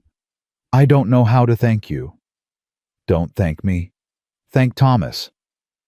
Agnes's eyes were bright with unshed tears. He loved you, Ruth. In his way, he really did love you. He just didn't know how to show it. Why didn't you come forward sooner? I could have what stood up to Silas when Thomas was still alive. Gotten us both killed. Agnes shook her head. I was scared. Same as you. Same as Thomas. Silas had a way of making everyone around him feel small and helpless. Had, Ruth repeated. Had. Agnes smiled. Past tense. Thanks to you. Ruth embraced the older woman, feeling the frail bones beneath her coat, the trembling of age and exhaustion. Will you stay? Ruth asked. Tonight at least. You shouldn't be riding back alone in the dark. I'd like that. Agnes pulled back her eyes, moving to where Caleb stood, surrounded by children.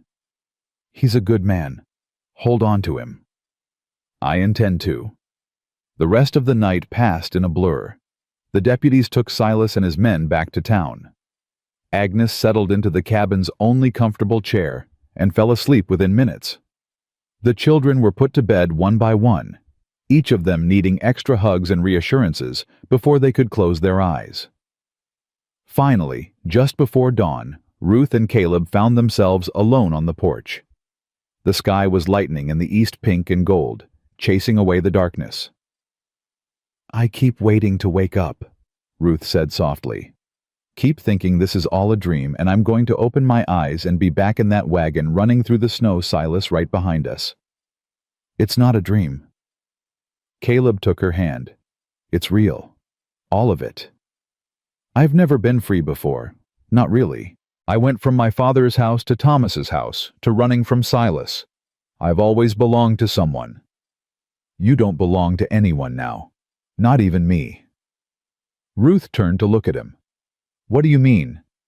I mean that what we're building here, it's not about ownership. It's about partnership.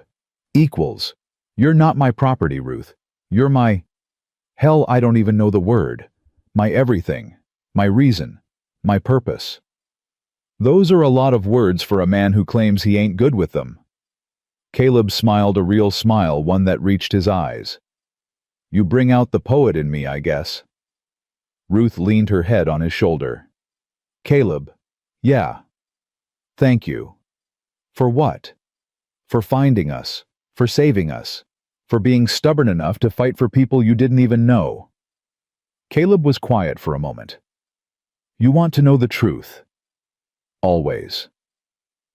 That night in the storm, when I heard your children crying, I almost rode past. Almost told myself it wasn't my problem, wasn't my business.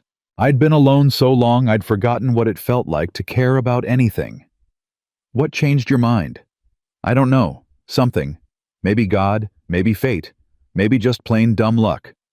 He turned to face her. But whatever it was, I'm grateful, because riding past would have been the worst mistake of my life. You couldn't have known that then. No, but I know it now. He lifted her hand and pressed his lips to her knuckles. I know that everything I lost, everything I grieved, everything I thought was gone forever, it led me here, to you, to those children, to this moment. Ruth felt tears threatening again. You really believe that all the pain was worth it? I believe that pain can have purpose. Doesn't make it hurt less, doesn't make it fair, but it can mean something if we let it.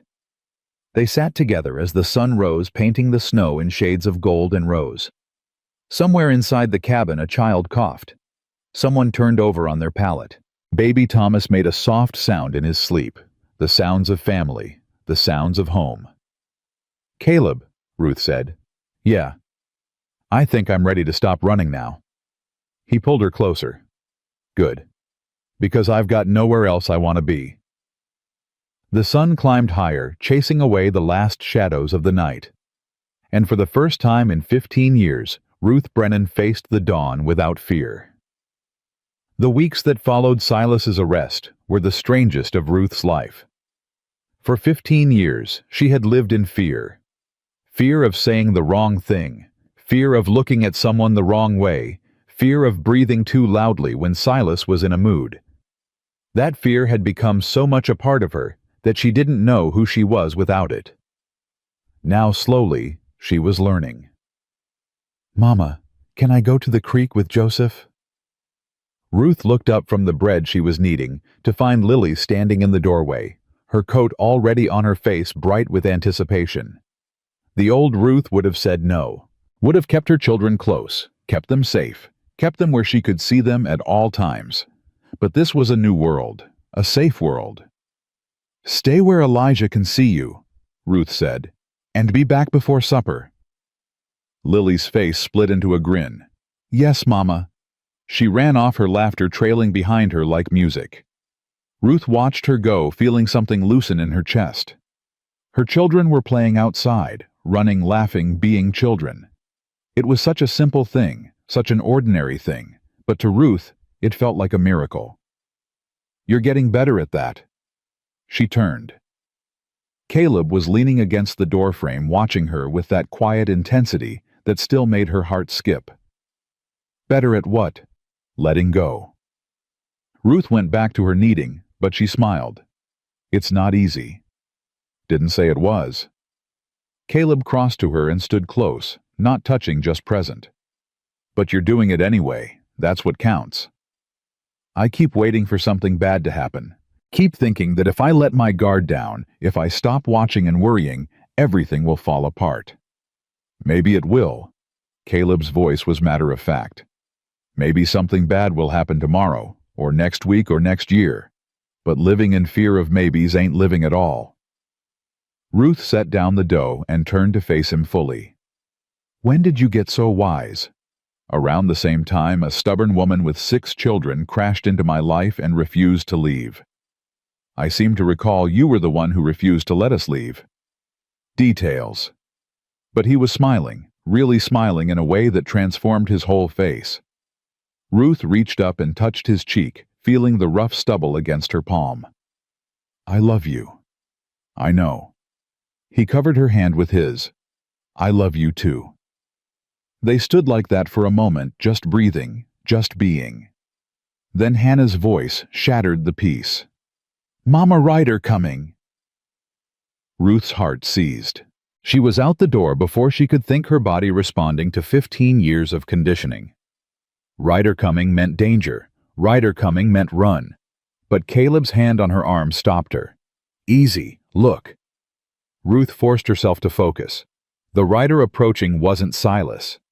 Silas was in jail awaiting trial, and it wasn't one of his men. It was Sheriff Cole, his badge glinting in the afternoon sun. Ruth's legs went weak with relief. "Daniel." Caleb stepped off the porch to meet him. "News." The sheriff dismounted, his face grave. "Trial's set for next week.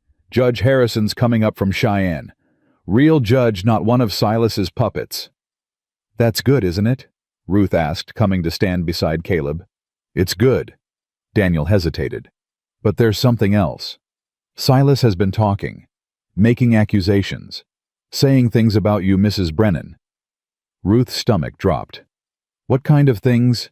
"The kind of things a desperate man says when he's trying to save his own neck. He's claiming you were unfaithful to Thomas, claiming the younger children ain't even Thomas's, claiming you murdered your husband and ran off with a lover." "That's insane." Ruth's voice came out sharp. "Thomas died of a mining accident. There were witnesses. There was—" "I know." Daniel held up a hand. "And so does everyone else. But Silas has money, and money buys lawyers, and lawyers can twist anything into something ugly." "What are you saying?" Caleb's voice had gone hard. "That she's in danger." "I'm saying the trial might not be as simple as we hoped. Silas is going to fight dirty. He's going to drag Ruth's name through the mud and try to make her look like the villain instead of him." Ruth felt the ground shifting beneath her feet. She'd thought it was over. She'd thought they were safe. "What do I do?" she asked quietly. "You tell the truth. Same as you've been doing." Daniel's eyes were kind but serious. "You get up on that witness stand, and you tell everyone exactly what Silas did to you and your family. You don't hold back, you don't soften it. You don't try to protect anyone's feelings. You tell the ugly truth, and you trust that the judge will see it for what it is. And if he doesn't, if the judge believes Silas's lies—" Daniel was quiet for a moment. "Then we figure out what comes next. But Ruth, I've known Judge Harrison for 20 years. He's a hard man, but he's fair. If you tell him the truth, he'll believe you." After Daniel left, Ruth sat on the porch staring at nothing. Caleb sat beside her, not speaking, just waiting. "I thought it was over," she said finally. "I thought we were done fighting." Fighting's never really over. Life's just one fight after another, some big, some small. Caleb took her hand. But you don't have to fight alone anymore. Remember. I remember. Then stop looking like you're carrying the whole world on your shoulders. We'll get through this, together. Ruth wanted to believe him, wanted to trust that everything would work out, that truth and justice would prevail.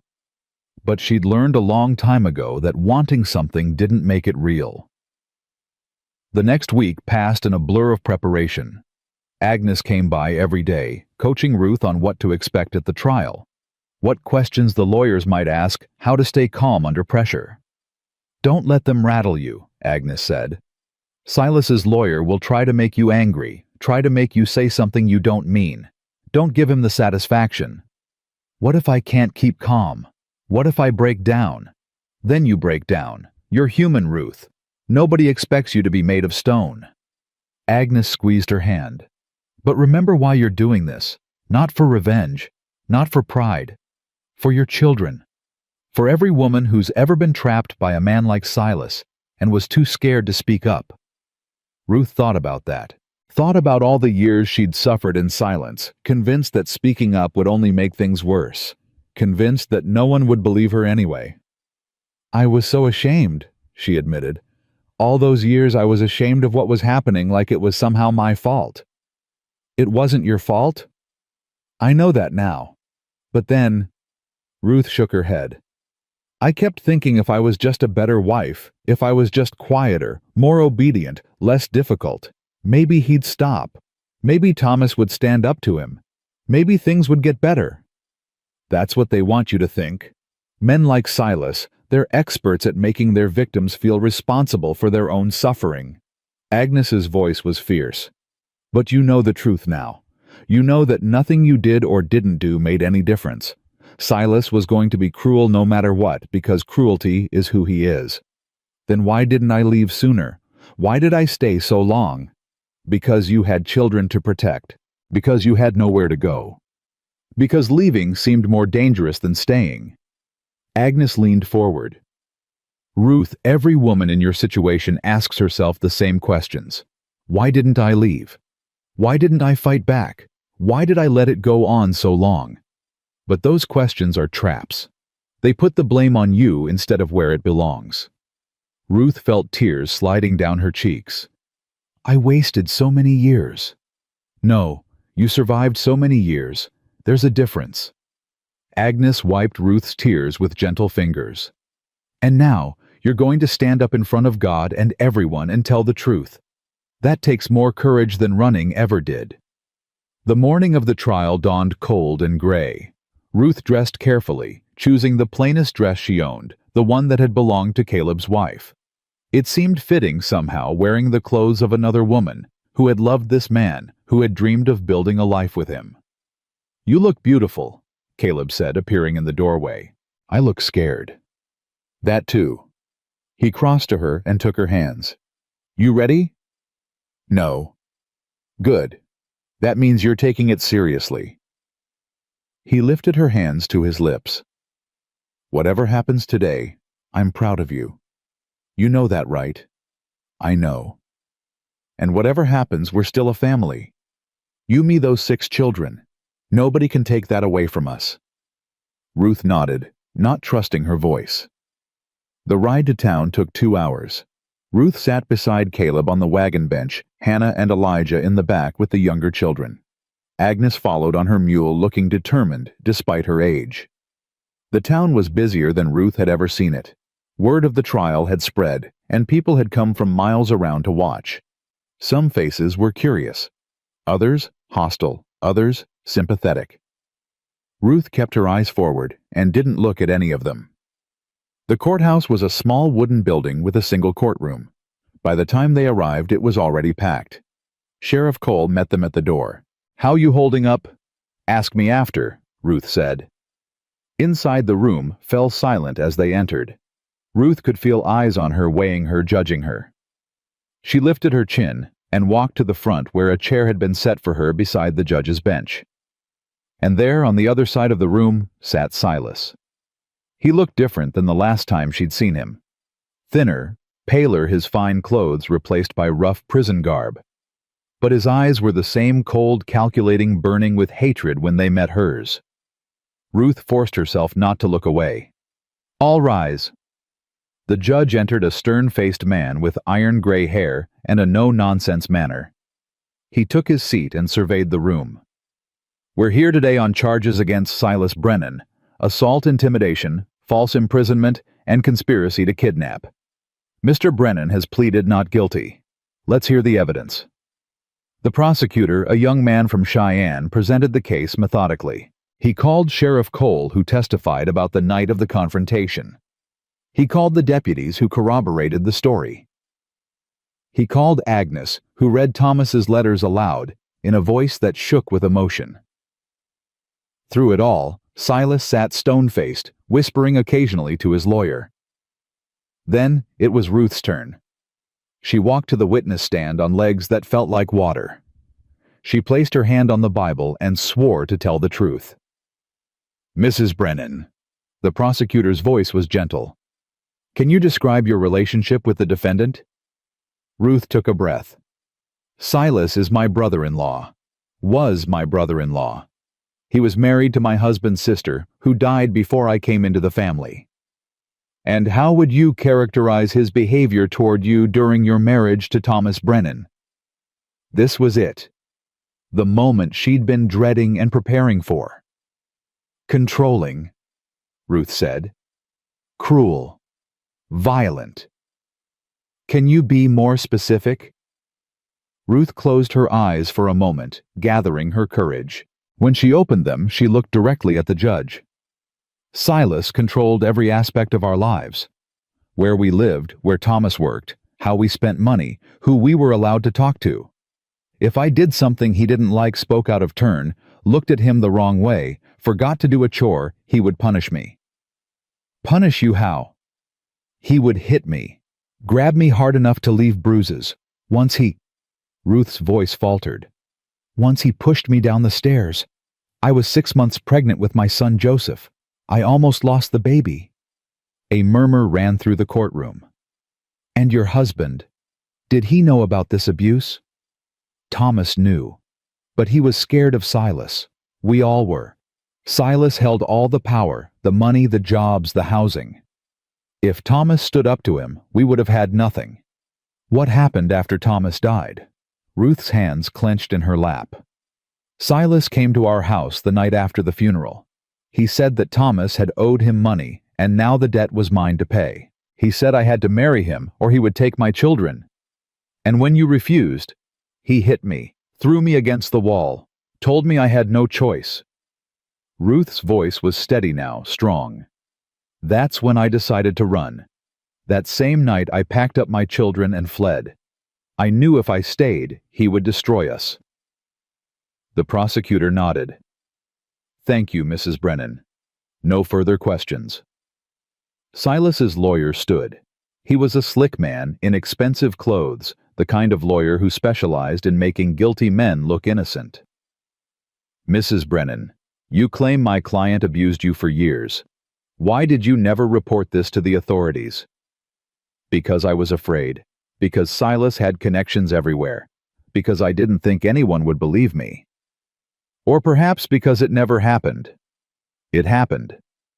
You have no witnesses, no medical records, no evidence of any kind except your own word. I have the letters Thomas wrote. I have the bruises that Agnes saw when she visited. I have 6 children who grew up watching their mother be terrorized. Children who would naturally support their mother's story." The lawyer smiled shark-like. "Mrs. Brennan, isn't it true that you were unhappy in your marriage? I was unhappy with the circumstances of my marriage, with being controlled and abused, not with Thomas himself. And isn't it true that you had feelings for other men during your marriage?" Ruth felt her face flush. "No." "Really? Because my client says he witnessed you behaving inappropriately with several men over the years. Flirting, making suggestive comments, perhaps even more." "That's a lie." "And what about Mr. Morrison?" The lawyer gestured toward Caleb. You moved into his home mere weeks after your husband's death. You're living with him now, aren't you? As his, what, housekeeper? Or something more intimate? I am not going to dignify that with a response. Mrs. Brennan, I'm simply trying to establish. What you're trying to do is make me look like a whore so the judge won't believe me about Silas. Ruth's voice rose. But it won't work. Because the truth is, the truth no matter how you try to twist it. Silas Brennan abused me for 15 years. He terrorized my children. He drove my husband to an early grave with his cruelty. And when I finally had the courage to run, he chased me across 300 miles of wilderness to drag me back. Mrs. Brennan, I'm not finished. Ruth stood up, her whole body trembling. You want to know why I'm living with Caleb Morrison? Because he saved my life. He found me dying in a blizzard with 6 starving children, and he took us in when he didn't have to. He protected us when Silas came with 8 armed men to drag us back. He stood between my family and a monster, and he didn't ask for anything in return. She turned to face the judge directly. Your Honor, I'm not a perfect woman. I've made mistakes. I stayed too long, kept quiet, too long, hoped too long that things would get better on their own. But I am not a liar, and I am not going to let this man, she pointed at Silas, destroy my children's futures the way he destroyed their past. The courtroom was silent. The judge looked at Ruth for a long moment. Then he turned to the lawyer. I think we've heard enough character assassination for one day. Do you have any relevant questions for this witness? The lawyer's face reddened. No, Your Honor. Then we'll take a recess. Court reconvenes in 1 hour. Ruth walked out of the courthouse on shaking legs. She made it to the back of the building before her knees gave out. Caleb caught her. You did good, he murmured into her hair. You did so good. I lost my temper. You told the truth. Ain't the same thing. Ruth clung to him, letting herself be weak for just a moment. What if it's not enough? What if the judge believes Silas anyway? Then we'll appeal. We'll fight. We'll do whatever we have to do. Caleb pulled back and looked into her eyes. But Ruth, I don't think that's going to happen. I saw the judge's face when you were talking. He believed you. You can't know that. No, but I can hope. He kissed her forehead. And right now, hope is enough.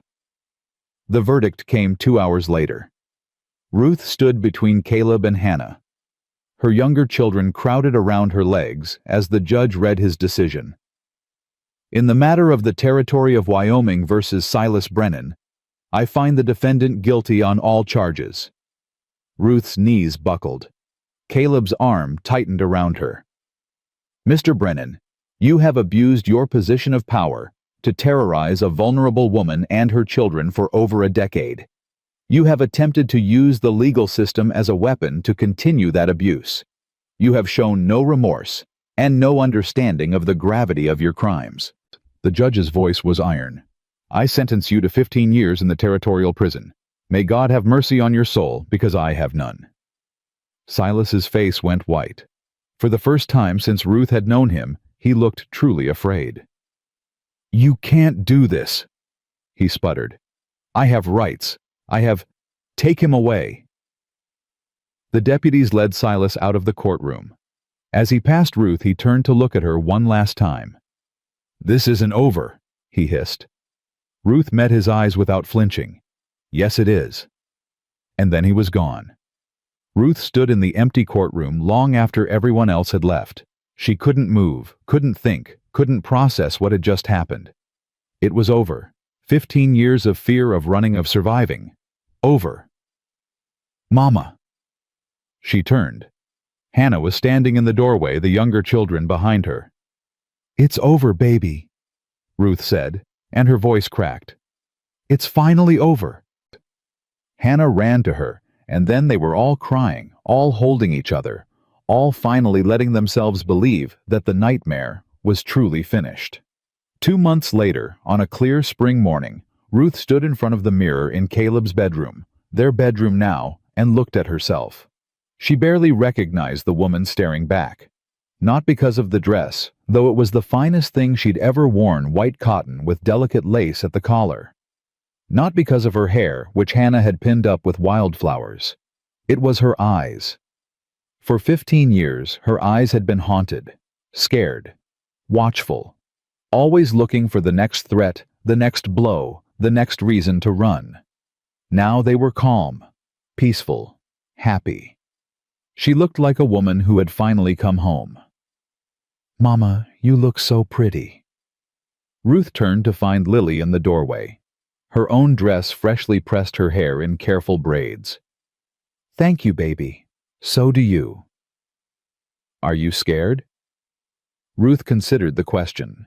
A little, but the good kind of scared, the kind that comes before something wonderful. Like Christmas morning. Exactly like Christmas morning. Hannah appeared behind Lily. "Everyone's ready. Caleb's waiting." Ruth took one last look in the mirror. Then she turned away from her reflection and walked toward her future. The ceremony was small, just family and a few friends. Sheriff Cole Agnes, the minister from town. They stood in front of the cabin, the same cabin where Caleb had brought Ruth and her children on that terrible night 3 months ago. Caleb was waiting at the makeshift altar, looking uncomfortable in his best clothes, but unable to stop smiling when he saw her. "You look beautiful," he said as she reached him. "You already told me that." Bears repeating. The minister cleared his throat. "Shall we begin?" The vows were simple, the kind of promises that meant something because they were small enough to keep. "I promise to stand beside you in good times and bad. I promise to care for your children as my own. I promise to love you not perfectly but persistently. I promise to build a life with you one day at a time." When the minister pronounced them husband and wife, Caleb kissed her with a tenderness that made her heart ache. "I love you, Ruth Morrison," he murmured against her lips. "I love you too, Caleb Morrison." Behind them, the children erupted in cheers. That night, after the celebration had wound down and the children were finally asleep, Ruth and Caleb sat on the porch one last time. The stars were brilliant overhead, scattered across the sky like diamonds on velvet. "You know what I keep thinking about," Ruth said. "What?" "That night in the storm, when you found us." She leaned into him. "I was so sure we were going to die. So sure that everything I'd done, all the running and fighting and hoping, was for nothing. But it wasn't. No, it wasn't." She turned to look at him. "You saved us, Caleb. Not just our lives, our souls." "You saved yourselves. I just opened the door."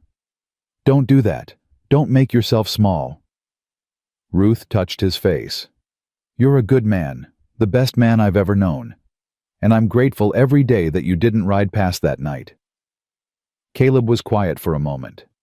Then he said, "You want to know something? Always. I almost did ride past. Almost told myself it wasn't my business, wasn't my problem. I'd gotten so used to being alone, so used to not caring about anything, that helping someone felt like too much work." "What changed your mind?" "I don't know. Something in the way those children were screaming. Something in the way the wind sounded, almost like a voice telling me to stop." He shook his head. "Maybe it was Sarah and Samuel. Maybe they were up there somewhere pushing me toward you." Ruth felt tears prick her eyes. "You believe that. I believe that the people we love don't really leave us. They stay in our hearts, in our memories, in the choices we make." Caleb took her hand. "Sarah would have loved you. Would have loved watching our children play together."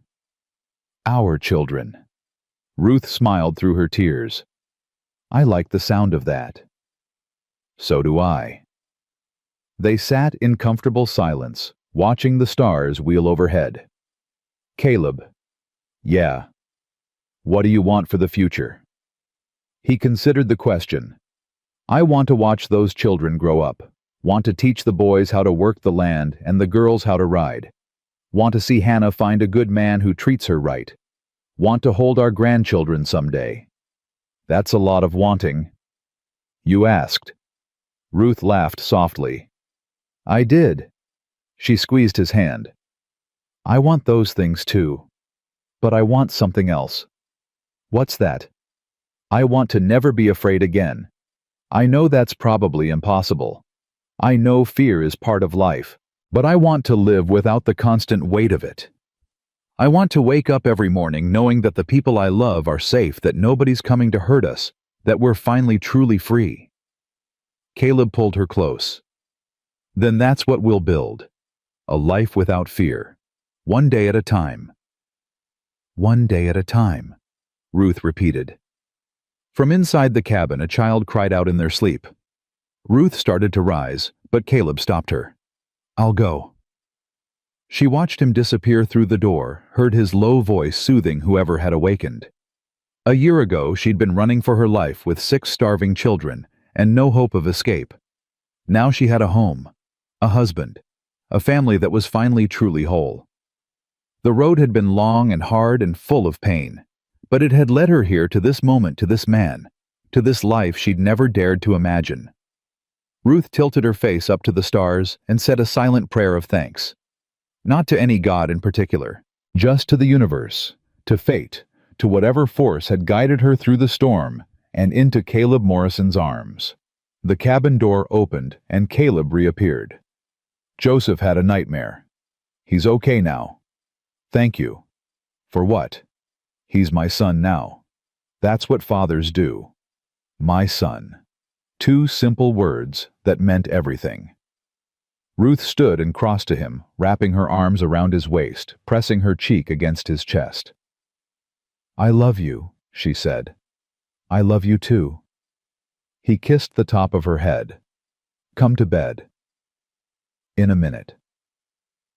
She stayed in his arms a moment longer, listening to his heartbeat, feeling the solid warmth of him.